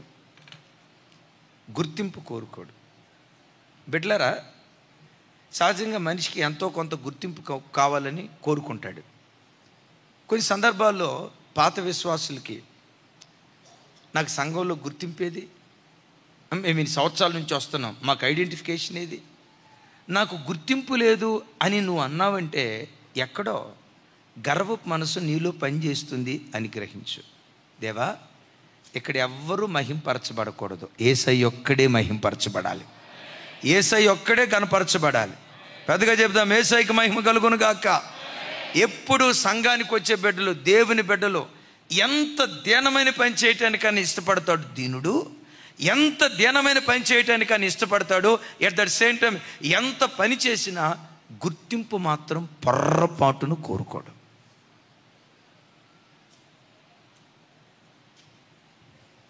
తాబేలు ఉంది, తాబేలు ఒకేసారి డజన్ గుడ్లు పెట్టింది. ఆ డజన్ గుడ్లు ఎట్లా పెట్టిందో తెలుసా? Pin drop silence. డజన్ గుడ్లు పెట్టింది. ఎంత? ఒకేసారి డజన్ గుడ్లు పెట్టింది. ఎంత కూడా శబ్దం రాదు. ఈ కోడి ఉందే, మన ఇంటి పక్క ఉన్న కోడి, అదే మన ఇంటి పక్క ఉండే కోడి ఉంది చూసారా? అమ్మ, తెలుసా తెలీదా కోడి? ఏమండే, కోడి తెలుసా తెలీదా? అది పెట్టేది ఒక గుడ్డు. ఇక్కడ కేకేసిందంటే ఊరు చివరి దాకా ఫోన్ లేకుండా వినపడుతుంది. ఊరు చివరి దాకా ఇది పెట్టేది ఒక గుడ్డు. ఊర్లో ఒక సామెత ఉండగా, ఏమి లేని ఇస్తరాకు ఎగిరిగిరి పడిద్దట, అన్నీ ఉన్న ఇస్తరాకు. ఇట్లాంటివి బాగా చెప్తారు. ఎప్పుడు కనపరుచుకోకు. సూర్యునిచ్చిన, నా వైపు చూడండి, సూర్యునిచ్చింది ఎవరు? చంద్రునిచ్చింది ఎవరు? నక్షత్రాలనిచ్చింది ఎవరు? భూమినిచ్చింది ఎవరు? నీళ్ళనిచ్చింది ఎవరు? పీల్చే గాలినిచ్చింది ఎవరు? ఆయన ఎప్పుడైనా కనపడ్డా? చెప్పాలి సార్. ఆయన అంత మరుగుగా ఉన్నాడు కాబట్టే అన్ని ఆకాశ మండలముల కంటే మరి పైకి హెచ్చించబడ్డాడు. ఆమెన్. ఎప్పుడు జీవితంలో పొర్రపాటున, జీవితంలో గుర్తింపును కోరుకోకు. నేను ఇంత చేశా, నా గుర్తింపేది, నేను ఇంత ప్రయాసపడ్డా, నా గుర్తింపేది. చివరికి ఈ గుర్తింపును కోరుకున్న గర్విష్ఠులు సైతానుగాడికి అనుచరులుగా మారిపోతారు.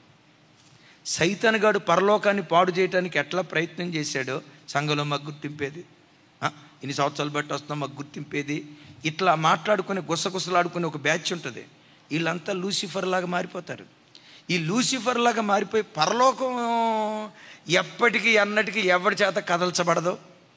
మనుషులు కదిలిస్తే పరలోకం కదిలిపోదు. ఆమెన్. దాన్ని ఎవడైనా కదిలించాలనుకున్నాడా? నేను చెప్పించట్లేదు సుమి, వాళ్ళ కుటుంబాలు కదిలిపోతాయి. విన్నారు ఈ మాట? ఎప్పుడు ఎంత కూడా నేను ఎప్పుడు ఒకటి కోరుకుంటా, మనుషులు లేపితే మనం లేవం, దేవుడు లేపితే శిఖరాల మీద కూర్చుంటాం. నేను నమ్ముతున్నాను అయ్యా అన్న వాళ్ళు చప్పలు కొడుతూ స్తోత్రాలు చెప్తాం. నేను నమ్ముతా ఈ మాట అక్క, నేను నమ్ముతా. బైబిల్ ఏమని రాస్తుందో తెలుసా? తూర్పు నుండి అయినను పడమట నుండినో హెచ్చుగలగదో, అరణ్యము నుండి అయినను హెచ్చుగలగదో. నా వైపు చూడాలి. తూర్పు నుండి అయినను పడమట నుండి అయినను అరణ్యపు దిక్కు నుండి అయినను హెచ్చుగలగదు. హెచ్చించువాడు దేవుడే. ఆయన ఒకరిని హెచ్చించును, మరొకరిని అని బైబిల్లో రాయబడింది. దాని అర్థం ఏంటో తెలుసా? తూర్పు నుండి అయినా పడమటి నుండి అయినా అరణ్యం నుండి అయినా అంటే తూర్పు నుండి అయినా పడమటి నుండి అయినా దక్షిణపు దిక్కు నుండి అయినా హెచ్చగలగదు. మానవ జీవితంలో హెచ్చు కలిగించే దిక్కు ఉత్తర దిక్కు. పెద్దగా చెప్తాం, ఏ దిక్కు? క్రైస్తవుని జీవితంలో హెచ్చు కలిగించే ఏకైక దిక్కు ఉత్తర దిక్కు. ఏ దిక్కు? ఇప్పుడు మీరు అనొచ్చు, అన్నయ్య మనకు హెచ్చు కలిగేది ఉత్తర దిక్కు నుండా? అట్టయితే మన హైందవ సహోదరులందరూ తూర్పు దిక్కు తిరిగి దండం పెడతా ఉంటే ఈ రోజు నుండి మనం అందరం ఉత్తర దిక్కుకు తిరిగి దండం పెట్టమని కాదు. ఉత్తర దిక్కున సభాపర్వతం మీద ఎవరు ఆసీనులై ఉన్నారు? మహారాజు సింహాసనం, మహారాజు పట్టణం అక్కడ ఉంది. ఒక మనుషుని జీవితంలో హెచ్చు కలిగేది దేవుని ద్వారా మాత్రమే కలుగుతుంది. దేవుడు లేపిన మనిషిని ప్రపంచంలో ఎవడు పడగొట్టలేడండి. దేవుడు లేపని వ్యక్తిని జాగిలి పెట్టి లేపాలని ప్రయత్నం చేసినాడు లేవడం. నా మాట అర్థం కాలేదా? చివరి మాట ఏమన్నాను చెప్పండి. జాకీలు పెట్టుకొని లేరా లేరా లేరా లేరా, నువ్వు ఇంజన్ పోయిగాక, డీజిల్ పోయిగాక, పెట్రోల్ పోయిగాక ఒక మనుషుణ్ణి లేవనెత్తాల్సింది సృష్టికర్త అయిన దేవుడు. Praise the lord. ఇంకో మాట, మనుషులు ఎప్పుడు నేను పొగడాలనుకోకు. ఎందుకో తెలుసా? యేసు ప్రభు ఒక మాట అన్నారు, మనుషులు పొగుడుట నీకు శ్రమ. ఎవడికి శ్రమ? అబ్బా జాషువా అంత గొప్పోడు లేడు అని అన్నాను తమ్ముడా, తెల్లారి నుంచి నీకు శ్రమలు వస్తాయి. అందుకని నేను పొగడను, ఎవరిని పొగడను. పొగిడేటప్పుడు ఇది వేరే సంగతే, ఆ సందర్భం వచ్చినప్పుడు అది వేరే సంగతే. అయితే దేవుని బిడ్డలు ఎప్పుడు గుర్తింపును కోరుకోకూడదు. మనం కనపడకూడదు, మన పని వినబడాలి. మనం శబ్దం చేయాలి కానీ మనం కనపడకూడదు. యేసయ్యకు మహిమ కలుగును గాక. మరలా మిమ్మల్ని అడుగుతాను, సూర్యుడు ఎవరి వలన కలిగాడు? చంద్రుడు ఎవరి వలన కలిగాడు? భూమి ఎవరి వలన కలిగింది? నీరు ఎవరి వలన కలిగింది? త్రాగే నీరు ఎవరి వలన వచ్చింది? ఆకాశం ఎవరి వలన కలిగింది? సూర్య చంద్ర నక్షత్రాదులు ఎవరి వలన కలిగాయి? వీటన్నిటిని ఇచ్చిన దేవుడు కనపడతాడా? ఆయన ఎట్లా మరుగుగా ఉంటాడో ఆయన పని చేసే ప్రతి బిడ్డ మరుగుగా ఉండునుగాక. పెద్దగా చెబుదాం. గతంలో ఒకసారి చెప్పా, యూట్యూబ్లో చాలాసార్లు చెప్పా. ఒక్కసారి మొట్టమొదట పశ్చిమ గోదావరి ప్రాంతానికి వెళ్ళా. ఇదే మే నెల, ఇది మే నెల కాదు కానీ ఉన్న పాటున కరెంటు పోయింది. ఆ ఫ్యాన్ల మీద ఏదో రాతలు రాసి ఉన్నాయి, పెయింటింగ్తో చక్కగా రాతలు రాసి ఉన్నాయి. ఏంటా రాతలని పైకి చూస్తే ఒక రెక్క మీద అల్లం అని రాసింది, ఇంకో రెక్క మీద బెల్లం అని రాసింది, ఇంకో రెక్క మీద సుబ్బారావు అని రాసింది. నేను ఆ పాస్టర్ గారిని అడిగా, పాస్టర్ గారు ఒక రెక్క మీద అల్లం, ఇంకొక రెక్క మీద బెల్లం, ఇంకొక రెక్క మీద సుబ్బారావు అని రాశారు, ఎందుకు రాశారు అన్న. ఆయన పక్క నవ్వుతా, అయ్యగారు ఈ ఫ్యాన్ ఇచ్చిన ఆయన ఇంటి పేరేమో అల్లం, ఆయన చేసే వ్యాపారం ఏమో బెల్లం, ఆయన పేరేమో సుబ్బారావు అండి అన్నాడు. నేను మనసులో అనుకున్నా, ఆ ఫ్యాన్ కనిపెట్టేవాడు నాలుగో రెక్క కనిపెట్టలా. ఒకవేళ నాలుగో రెక్కే కనుక కనిపెట్టుంటే ఏ పేరు రాసి ఉండేవాడు? అదే హోమ్ డిపార్ట్మెంట్ ఉందిగా, హోమ్ మినిస్టర్ పేరు రాసి ఉండేవాడు.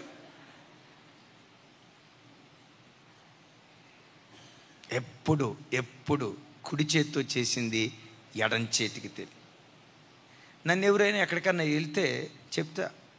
మొన్న ఒకసారి చెప్పా, ఒక పాస్టర్ గారు నాకు ఫోన్ చేసి, మా కొడుకు ఆదరణ కూటం అయ్యా, మీరు వచ్చి వాక్యం చెప్పాలి, 1 గంటన్నర మీ వాక్యం కొరకు ఎదురు చూస్తున్నాం, మమ్మల్ని ఆదరించాలి అన్నారు. తప్పకుండా వస్తానయ్యా అన్న. మరలా 6 రోజుల తర్వాత ఆ పాస్టర్ గారు ఫోన్ చేసి, క్షమించండి అయ్య గారు, మీకు 1 గంటన్నర ఇస్తానన్నాను, నేను అంతసేపు ఇవ్వలేను అనే లోపు నేను అన్నా, అయ్యా ఇంకెవరన్నా వస్తూ ఉంటే అయ్యగారు వాళ్ళకి ఇవ్వండి అయ్యా, మన వర్తమానాలు కావాలంటే కావలసినన్ని యూట్యూబ్ నొక్కితే చాలు, కావలసినన్ని ఉంటాయి, చాలామంది వింటారు, చాలామంది సేవకులు వస్తారు కదా, వాళ్ళకి ఇవ్వండి అయ్యా అని. అంటే అట్టెట్లాగా అయ్యగారు, మీరు చాలా పెద్ద సేవకులు కదా, మీకు టైం ఇకపోతే ఎట్లా అయ్యా, ఏమనుకోవద్దు, 1 గంట సేపు టైం ఇస్తాను అన్నాడు. 1 గంట సేపు టైం ఆదరణ కోవటంలో అది ఎక్కువ కదయ్యా, 1 గంట వద్దయ్యా, ఒక 5 నిమిషాలు గ్రీటింగ్ చెప్తాను, ఇంకెవరైనా పాస్టర్ గారులు ఉంటే వాళ్ళకి అవకాశం ఇవ్వండి అయ్యా అన్న. ఆ పెద్ద ఆయన నా మీద ఉన్న గౌరవంతో అన్నాడు, నేను మీకు అవకాశం ఇకపోతే మిమ్మల్ని తగ్గించినట్టు ఉంటుంది కదా అయ్యగారు, మిమ్మల్ని తగ్గించినట్టు ఉంటుంది కదా అన్నాడు. నాకు ఆయనతో బాగా ఆత్మీయ అనుబంధం ఉంది. అయ్యా అంత మాట అనొద్దు, ఒక సేవకుడిని ఒకడు తగ్గిస్తే తగ్గడు, మరొకడు లేవనెత్తితే లేవనెత్తబడడు. హెచ్చించువాడైనా తగ్గించువాడైనా దేవుడే. ఆ ఒక్క క్షణంలో ప్రసంగం చేయకపోయినంత మాత్రం నా ఘనత ఏం పోదు, గౌరవం ఏం పోదు. ఆ ఒక్క క్షణం దేవుని మాట్లాడినంత మాత్రాన దేవుడు నాకు ఇచ్చిన గౌరవం, విలువ ఇదేం పోదు. ఇంకొకళ్ళు వాడుకోండి అయ్యా, వాళ్ళు వాక్యం చెప్తే నాకేం ఘనత పోదయ్యా అంటే ఆ ముగింపు ఇట్లా చెప్పలేదు, ఇంకొంచెం మెల్లిగా చెప్పా. ముగింపులో ఏమన్నాడు తెలుసా? అందుకని దేవుడు నేను ఎంత గొప్పగా వాడుకుంటున్నాడయ్యా. అధ్యయనత్వమే దేవుడు చూశాడయ్యా, అధ్యయనత్వమే దేవుడు చూశాడు. ఎప్పుడు గుర్తింపు కోరుకోకు. ప్రభా, నా ద్వారా నీ పని జరిగితే చాలు, అదే నాకు కలిగే ఘనత. పౌలు గారు అంటాడు, సువార్త ప్రకటించడమే నాకు జీతం, దేవుని పని జరిగితే అదే నాకు ఘనత అయ్యా. విశ్వాసులారా, మీరు ఎప్పుడు పాత బిడ్డలు గుర్తుంచుకోండి. 2 కుటుంబాలతో మనం సేవ ప్రారంభించాం. ఈరోజు ఇన్ని వేల మందిగా దేవుడు విస్తరింపజేశాడంటే ఇంతకు మించిన ఘనత మనకేం కావాలి చెప్పండి? ఇంతకు మించిన గౌరవం మనకేం కావాలి చెప్పండి? ఇంతకు మించిన హెచ్చింపు ఏం కావాలి? ఆత్మీయ మనస్సు నీకుంటే నువ్వు వెనక కూర్చొని ఏమనుకుంటావో తెలుసా? చాలు ప్రభా, ఈ ప్రజల్ని ఇలా చూసుకుంటా కళ్ళు మూసుకుంటూ నీ సన్నిధికి వస్తానయ్యా. మా కళ్ళ ముందు మహావృక్షంలాగా మా సేవను ఆశీర్వదించావు. ఇంతకు మించి మా ఆత్మీయ మనస్సు నీకుంటే చాలు ప్రభా. చెట్ల మధ్యలో పొట్ల మధ్యలో సంజీవన, చెట్ల మధ్యలో పొట్ల మధ్యలో ఆరాధన చేసేవాళ్ళు ఈరోజు ప్రవర్తమానం చెందించావయ్యా. ఇంతకు మించి మాకేం కావాలి? ఈ ఆశీర్వాదాన్ని కళ్ళతో చూసే కృపించావు. చాలు ప్రభా, మా బ్రతుకు ధన్యమైపోయింది, ఇదే మాకు కలిగే ఘనతని ఆత్మీయుడు తృప్తి పట్టడం ప్రారంభిస్తాడు. నేను అన్నమాట అవునంటారా కాదంటారా? ఆత్మ సంబంధమైన మనసు లేకుండా నా గౌరవం కావాలని కోరుకున్నవాడు ఉన్నాడు అనుకోండి, లక్షల మంది ఆత్మల్ని ఇచ్చిన వాడు తృప్తి పడ్డావు. ఎందుకంటే వాడిది డెవిల్ స్పిరిట్. నా ప్రార్థన, ఈ ఉపవాస ప్రార్థనల ద్వారా కొలతలేని కృప దేవుడు మన మీద కుమ్మరించునుగాక. కొలతలేని కృప కుమ్మరించినట్లు స్తోత్రాలు చెప్దాం. స్తోత్రం స్తోత్రం. ఆగుదాం ఇక్కడ. కొలతలేని కృప మనలోకి రావాలంటే మనలో ఏముండాలి? ఆ కొలతలేని దీనత్వం ఉండునుగాక. చివరి 2 మాటలు ఒక 5 నిమిషాల్లో చెప్పి ముగిస్తా. రైట్. దీనత్వం కలిగినవాడు, దీనత్వం లేనివాడు. దీనత్వం కలిగినవాడు ఇతరుల విజయాన్ని చూసి ఆనందిస్తాడు.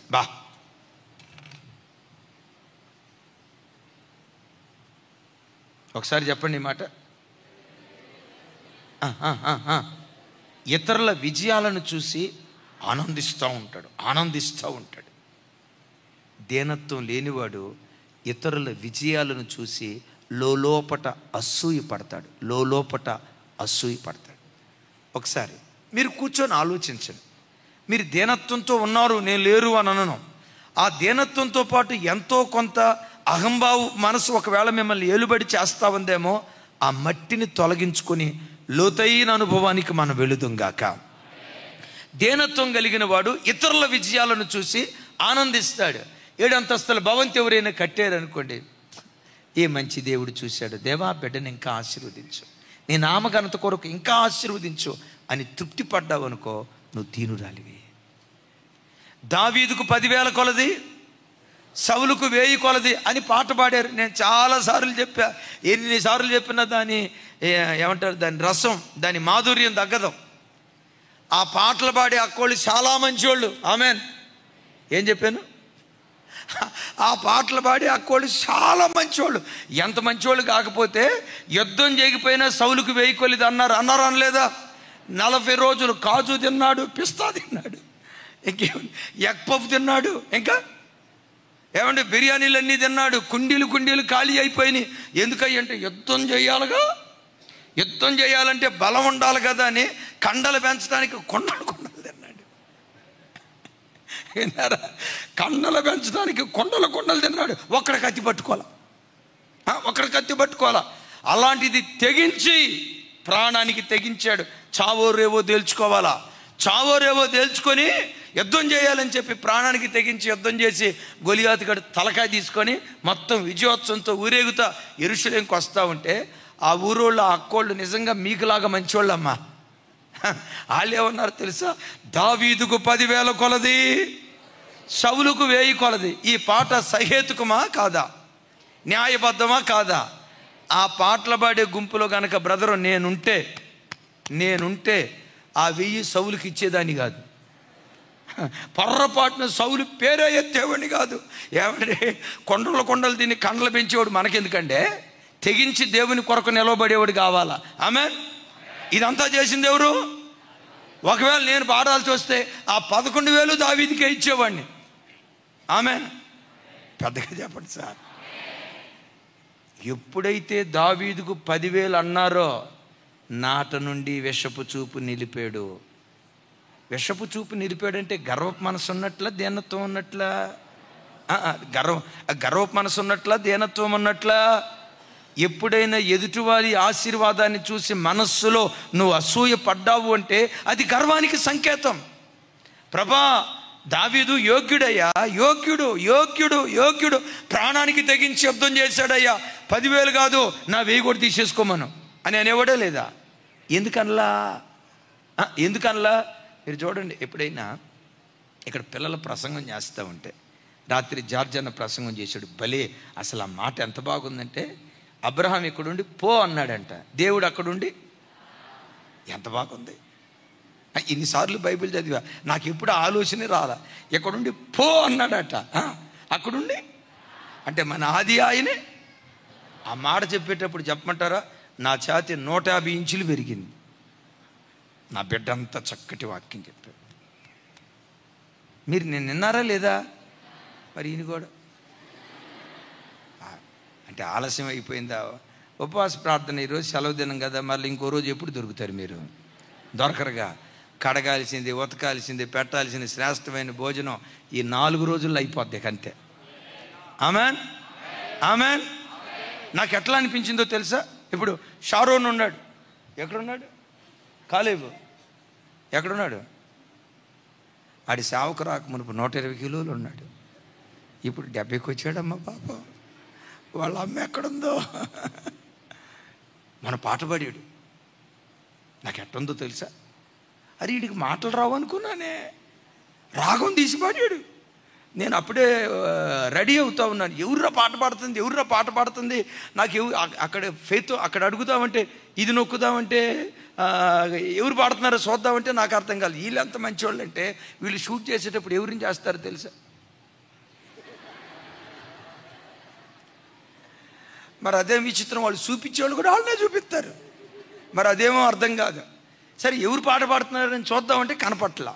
వచ్చి చూస్తే ఆ బిడ్డ పాట పాడుతూ ఉంటే నేనంట, మా పిల్లలు మా కళ్ళ ముందు మేము బ్రతుకున్న దినాల్లో మాకంటే గొప్ప పాత్రలుగా వాడబడతా ఉంటే సేవకుడికి అంతకు మించిన సంతోషం, అతిశయం ఏముంటుంది?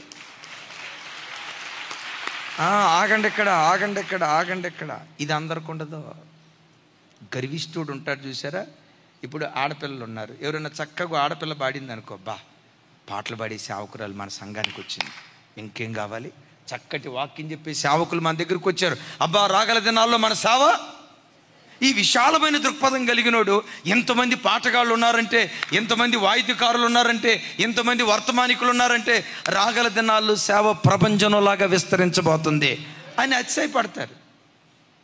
ఇలాంటి విశాల భావం లేనోళ్ళు, ఆమె పాట పాడుతుంది, ఆమె గొంతే వినపడుతుంది, నా గొంతే వినపట్ల, నా గొంతుకు మైకి పెట్టల, ఇది ఒక బాధ. ఆమె బాగా పాట పాడుతుంది, ఆమె గొంతు పెద్దదిగా ఉంది. ఇక కుమిలి ఈ కుళ్ళుబోతోడికి ఉన్న గొంతు కూడా పోద్ది. అంత కృప ఉంటుందమ్మా, మీకు తెలీదు. ఈ కుళ్ళుబోతోడికి ఎవడైనా కుళ్ళేవాడు ఉన్నాడా? కుళ్ళుబోతోడు అంటే తెలుసా? తెలియదండి. పెద్దగా చెప్పండి, ఏ పోతాడు? అందులోనే కుళ్ళుంది. ఒకసారి అన్నాడు, ఏ పోతు? అందులో ఏముంది? ఎవడైనా కుళ్ళిపోతు మనస్తత్వం కలిగినోడంటే ఆడే కుళ్ళిపోతాడు. అంతే. ఎప్పుడు విశాలమైన దృక్పథం. సంఘం ఎట్లుండాలో నా హృదయపు గుండె లోతులో నుంచి మాట చెప్తున్నా. మనమందరం ఒకే శరీరములో సాటి అవయవాలము. ఆమెను కాదు, నేను అన్నమాట చెప్పండి. సత్యం గారు, మీ ఒంగోలు వచ్చిన తర్వాత ఇదే చెప్తాం అక్కడ కూడా, సరేనా? నా వైపు చూసి చెప్పండి. మనం అందరం ఒకే శరీరములో సాటి అవయవాలము. శరీరం అంటే చెప్పండి సార్. శరీరం అంటే అనేక అవయవాల సమ్మేళనం. మరొకసారి చెప్తున్నాను, శరీరం అంటే అనేక అవయవాల సమ్మేళనం. సంఘం అంటే ఒక వ్యక్తి కాదు, అనేక వ్యక్తుల సమ్మేళనమే సంఘం. am I right? నేను చెప్పేది అవునా కాదా? పెద్దగా చెప్పాలి. నేను చెప్పేది అవునా కాదా? అవునా? రైట్. నేను గొంతు, నేను మాట్లాడే గొంతు, ఇంకొకళ్ళు చెవి, ఇంకొకళ్ళు కన్ను, ఇంకొకళ్ళు నాలుక, ఇంకొకళ్ళు చేతులు, ఇంకొకళ్ళు థమ్సప్ బొటన వేలు, ఇంకొకళ్ళు చిటికిన వేలు, ఇంకొకళ్ళు బొటన వేలు, ఇంకొకళ్ళు కుడికాలు, ఇంకొకళ్ళు ఎడంకాళ్ళు. కొందరు లోపటున్న అవయవాలు, మరికొన్ని బయట ఉన్న అవయవాలు. ఈ అవయవాలన్నీ కలిస్తేనే శరీరం. అవునా కాదా? ముక్కొకటే, నేను ఒక్కదాన్నే అవయవం అని అనొచ్చా? అనొచ్చా? అంటానికి వీల్లేదు. ఈ అవయవాలన్నీ కలిస్తేనే మానవ శరీరం. ఈ శరీరానికి ఉన్న ధర్మం ఏంటో చెప్పమంటారా? ఈ శరీరానికి ఉన్న ధర్మం, అందరు నా వైపు చూడాలా, అందరు నా వైపు చూడాలా, అందరు నా వైపు చూడాలా, నా వైపు చూడాలి. ఈ శరీరానికి ఉన్న ధర్మం ఏంటో తెలుసా? ఒక్క అవయవాన్ని పొగిడితే శరీరం అంతా ఉబ్బిపోద్ది, శరీరం అంతా ఉబ్బిపోద్ది. ఒక్క అవయవాన్ని పొగిడితే శరీరం అంతా ఉబ్బిపోద్ది. ఒకసారి చెప్పండి బ్రదర్, ఒకసారి మీరు నిలవబడండి, కళ్ళజోడు టీషర్ట్. మీరే బ్రదర్, మీరు నువ్వు చిన్న మీరు ఎక్కడి నుంచి వచ్చారు? నిర్మల్. మీ కళ్ళజోడు భలే ఉంది బ్రదరు. అదిగో చూడు ఎంత సిగ్గుపడుతున్నాడో చూడండి. మీ ముక్కు భలే ఉంది బ్రదర్, మీ హెయిర్ స్టైల్ అబ్బా భలే ఉంది బ్రదర్ అని అన్నాను అనుకో.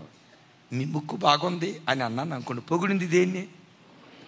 ముక్కు బాగుంది అన్నప్పుడు కళ్ళు నేను బాగాలేదా అని అంటయా, చెవులు అంటే నేను బాగాలేదా అని అంటయా, గొంతు అంటే నేను బాగాలేదా అని అంటయా, ముక్కు ఒక్కదాన్ని. నువ్వు కూర్చో తమ్ముడా, మావాడు జపాన్ దొరికాడు, జపాన్ నిలబడు, మనోడు ముక్కు చూపించు తమ్ముడా, ఎంత భలే ఉంది తమ్ముడా, రామశిలక ముక్కు ఉన్నట్టుంది, కోటేరు ముక్కు ఉన్నట్టుంది. ఒరే తమ్ముడా మనోడు ముక్కు చూపించు ఒకసారి, జపాన్ ముక్కు. ఉన్నావా? అసలు ఉన్నావా? నీ ముక్కు భలేవన్ తమ్ముడా. అబ్బా ఆ మాట నీ చెల్లి అంత మురిసిపోతూ ఉంటుందో. భలేవన్ తమ్ముడా ముక్కు. జపాన్ ముక్కు అంటంతో వాస్తవంగా జపాన్ వాళ్ళు తప్పిడి ముక్కు, మనోడు ముక్కు బా చాలా బాగుంది. జీవన్ నీ ముక్కు నీకు జీవాన్ని పోసింది తమ్ముడా. అది చూడండి. ఇప్పుడు ముక్కును పొగిడితే మనిషి ఏమైపోతాడు చెప్పండి? సంఘంలో ఏ వ్యక్తి అయినా ఘనపరచబడతా ఉంటే ఎవరో బయట వ్యక్తి ఘనపరచబడుతున్నట్లు అనుకోవద్దు. నా శరీరములో సాటి అవయవం కనపరచబడుతుందని ఈ ఘనతలో సంఘమంతా పాలిభాగస్తులు కావాలి. ఈ స్థాయికే గనక సంఘం ఎదిగితే గొడవలు ఉండవు సార్, వివాదాలు ఉండవు సార్, మనస్మర్తలు ఉండవు సార్. జార్జన్న పాట పాడుతూ ఉంటే నా బిడ్డ పాట పాడుతున్నాడు, నా బిడ్డ పాట పాడుతున్నాడు, నా బిడ్డ వాక్యం చెప్తున్నాడు అనే ఆ విశాలమైన దృక్పథం నాలో ఉందనుకో, పాట పాడేటప్పుడు పాట పాడేది జార్జన్నేమో కానీ పరవశించేది నేనుగా మారిపోతా. అట్లా కాకుండా జార్జన్నే కనపడ్డాడు జెర్మియా అన్నకి, ఇంకొకరు కనపడరు. ఇక పాడతాం ఈయనే పాడాల. ఆ జార్జన్న గొంతు బర్రె గొంతున్నట్టుంటుంది, ఈయనకే పాట ఎత్తాడు. నాకు ఇచ్చి సావచ్చుగా, ఈయనకే ఎత్తాడు. ఈ ఆదివారం కూడా ఇచ్చాడు చూడు, మొన్న ఇచ్చాడు, అరే అంతకుముందు ఆదివారం కూడా ఇచ్చాడు, అరే 4 రోజులు బట్టి ఆయనే పాడుతున్నాడు. ఈయన లేచాడు. అసలు ఆయన గొంతు ఏం బాగుంటుంది? అందుట్లో మెదక్లో అరిసి ఉన్న మాధుర్యం అంతా పోయా, అసలు బాల ఏం గొంతుంది? నీ లోపల అగ్నిగుండం ఉందనుకో, నరకం ఎక్కడో లేదురా చెల్లె, నరకం ఎక్కడో లేదు. ఎప్పుడు మందిరంలో కూర్చున్నప్పుడు ఎవరు వాయిద్యం వాయిస్తున్నా, ఎవరు నిలవబడి పాట పాడుతున్నా పరాయి వ్యక్తులు కాదు, క్రీస్తు శరీరమనేది సంఘములో నా సాటి అవయవం, నా శరీరములో సాటి అవయవం. ఆ దృక్పథంతో పాట అనుభవించు. పరలోకం ఎక్కడో కాదు సార్, సోరారం ఎమాన్యుయల్ చర్చిలోనే పరలోకం ఉంటుంది. ఆ పరలోకం ఎక్కడో కాదు, గుప్పెడంత నీ గుండె గదిలోనే పరలోకం ఉంటుంది. చప్పట్లు కొడితే యేసయ్యకు స్తోత్రాలు చెప్దాం గట్టిగా. హల్లెలూయా. నన్ను నేను పొగుడుకోవటానికి చెప్పను.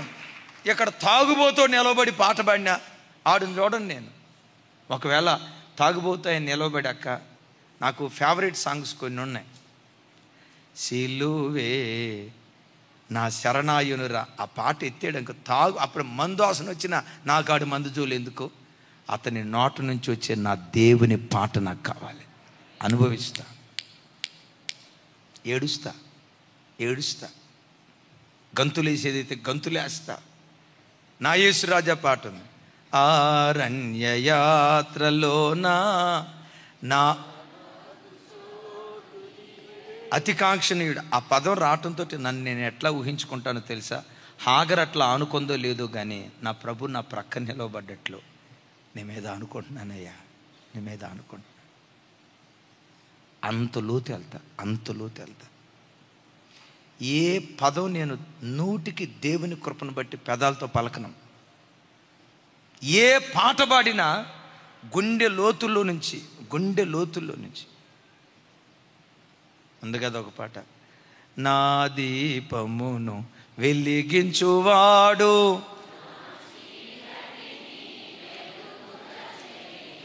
నా దీపమును వెలిగించువాడు.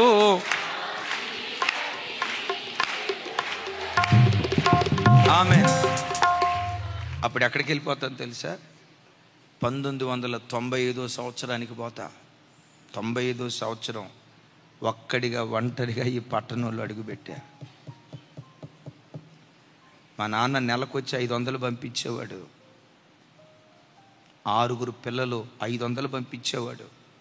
500 పంపించి నేను చాలా ఎక్కువ పంపిస్తున్నాను, నేనేదో దుబారా చేస్తున్నాను అనుకునేవాడు. నా పరిస్థితి ఏంటో తెలుసా? 250 రూపాయలు అద్దె పోయేది, 100 రూపాయలు బస్ ఛార్జీ పోయేది. ఇంకెంత మిగిలింది? 150తో నెలంతా పోషించబడాలి. నాకు బాగా గుర్తు, ఒక పూట టిఫిన్, ఒక పూట భోజనం. పల్లెటూరులో పరిస్థితి ఏంటో తెలుసా? ఆకలైన ప్రతిసారి భోజనం. ఆకలి ఎప్పుడైతే 4 గంటలకోసారి కాదు,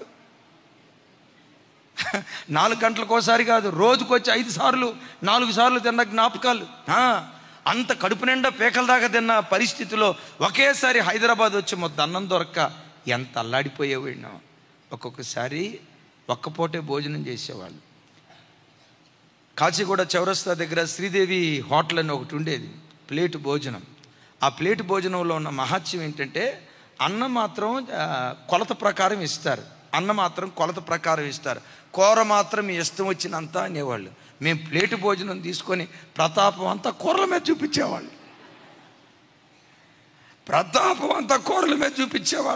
చివరికి ఆ శ్రీదేవి హోటల్లో ఏం చేశాడో తెలుసా? ఇక్కడ ప్లేటు భోజనం లేదు, తింటే ఫుల్ మీల్స్ తినండి, లేకపోతే లేదు. ఇవన్నీ గుర్తొస్తాయి. అనాథగా ఒక్కడినొచ్చానయ్యా, వారిలో ఒంటరి అయినవాడు 1000 మంది అవుతాడు, ఎన్నిక లేనివాడు బలమైన జనమవుతాడని రాసావే, ఒక్కడిగా వచ్చా. ఈరోజు లక్షల మందిగా నువ్వు మార్చావు. ఏ మాట పెదాలతో రానియను. ప్రతి పదం వాళ్ళు ఎవరు పాడుతున్నారు నాకు సంబంధం లేదు. జార్జి పాడుతున్నాడా, లేకపోతే రాజు పాడుతున్నాడా, జీవన్ పాడుతున్నాడా, జాన్ బాబాను పాడుతున్నాడా, లేకపోతే యష్యాను పాడుతున్నాడా, లేకపోతే జాకబాను పాడుతున్నాడా, గొంతు బాగుందా, మెలకలు తిప్పాడా లేదా, పదే నాకు అసలు అవసరమే లేదు.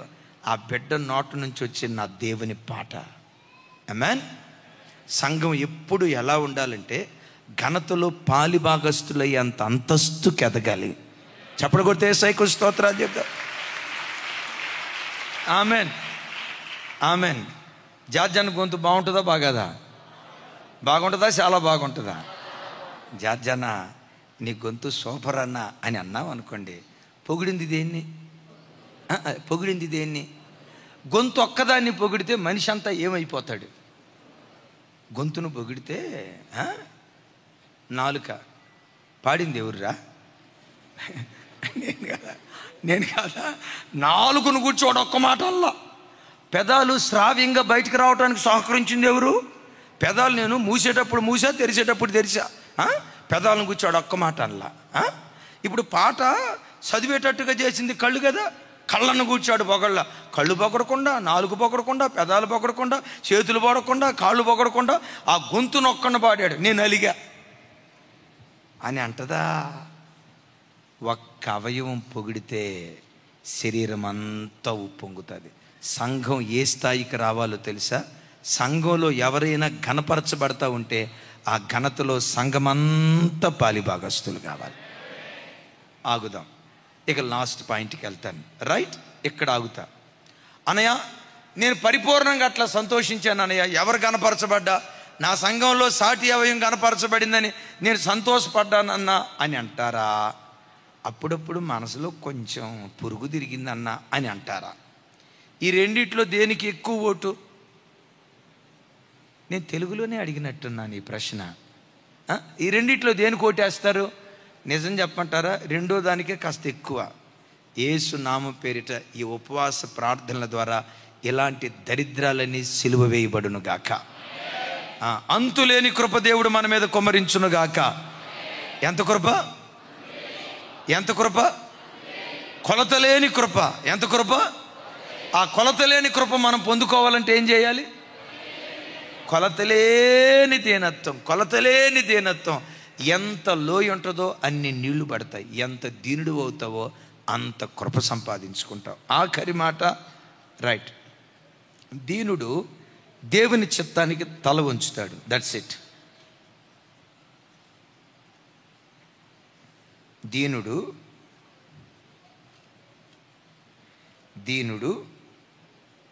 దేవుని చిత్తానికి తల వంచుతాడు. జస్ట్ రెఫరెన్స్లు చెప్తాను. లోకాసు వార్త 22:42, లోకాసు వార్త 1వ అధ్యాయం 38-48, 1 పేతురు 5వ అధ్యాయం 6వ వచనం.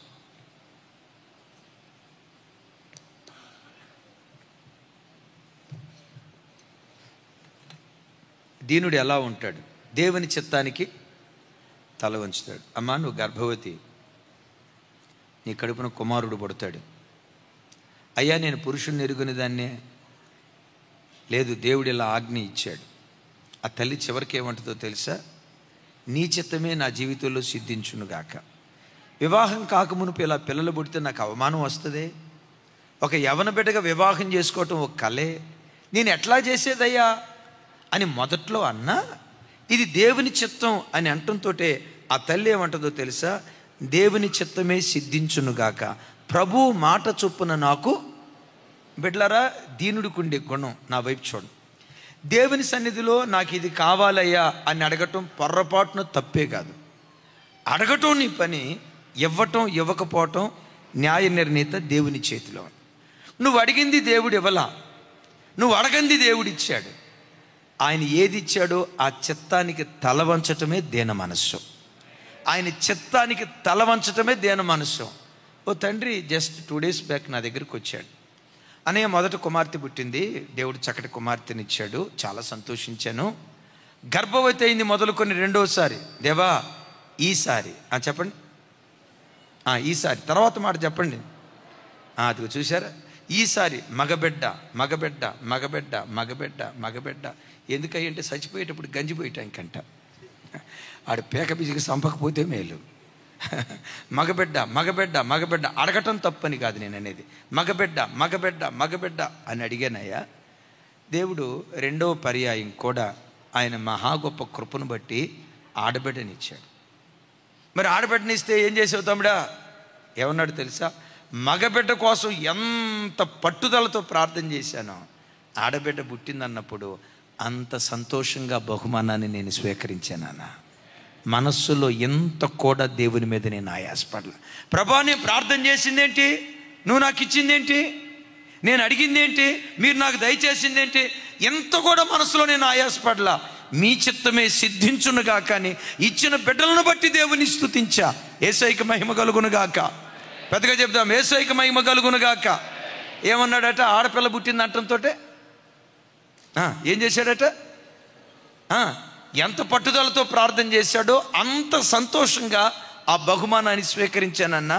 మనస్సులో ఎంత కూడా ఆయాసపడలా. ఏమన్నాడు తెలుసా? మన జీవితంలో మనం ఆశపడటం తప్పేం కాదు. మన ఆశ నెరవేర్చబడే కంటే మన బ్రతుకులో దేవుని చిత్తం నెరవేర్చబడటమే మనకు ఆశీర్వాదం. చెప్తా ఏమంటాడో తెలుసా? పెద్దమ్మాయి చాలా భక్తి కలిగిందన్న, చిన్నమ్మాయి కొలతలేని భక్తి కలిగిందన్న. విన్నారు ఈ మాట? కొలతలేని భక్తి కలిగిందన్న. చెప్తా ఏమన్నాడు తెలుసా? నా కూతురును చూసి నేను భక్తి నేర్చుకుంటున్నానన్నా. నా కడుపును పుట్టిన నా కూతురును చూసి, నా మాటలు వింటున్నారా? నా కడుపును పుట్టిన నా కూతురును చూసి నేను భక్తి నేర్చుకుంటున్నానన్నా. ఏ కూతుర్ను కన్నానో, ఏ కూతుర్ను పెంచానో, ఇప్పుడు 17 సంవత్సరాలు నా కూతురు భక్తిలో నాకు రోల్ మోడల్ అయిందన్నా అన్నాడు. భక్తిలో కూతురు రోల్ మోడల్ అవటం ఏంటన్నా? అన్నా, నేను ఎప్పుడైనా 4ంటి ప్రార్థన అలక్ష్యం చేస్తానేమో, నా కూతురు 4ంటికి టకమని లెగుస్తుంది, మూలను కూర్చుంటుంది, స్తోత్రం స్తోత్రం స్తోత్రం ప్రభా అని దేవుని స్తుతిస్తూ ఉంటుంది.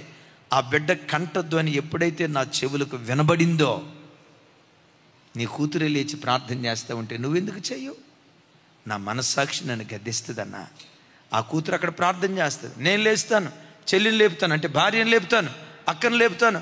వాళ్ళు అక్కడిక్కడ ప్రతిరోజు అరుణోదయ, మా ఇంట్లో ఈరోజు ప్రతిరోజు అరుణోదయ ప్రార్థన జరుగుతుందంటే మా చిన్న కూతురు మా ఇంటికి వెలిగించిన భక్తి దీపం అన్నా.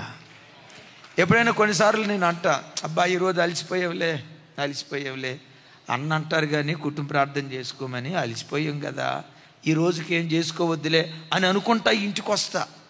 నేను వచ్చేసరికల్లా మా చిన్న కూతురు సాపేసి పాటల పుస్తకం ముందు పెట్టి, చిన్న కంజర ఉంటుంది చూసారు, ఇట్లా కొట్టే కంజర, ఆ కంజరి పెట్టి ఉంటుంది.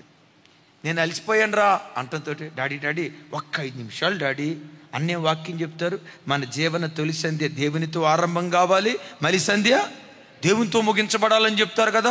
కుటుంబ ప్రార్థన జరగకపోతే ఎట్లా డాడీ?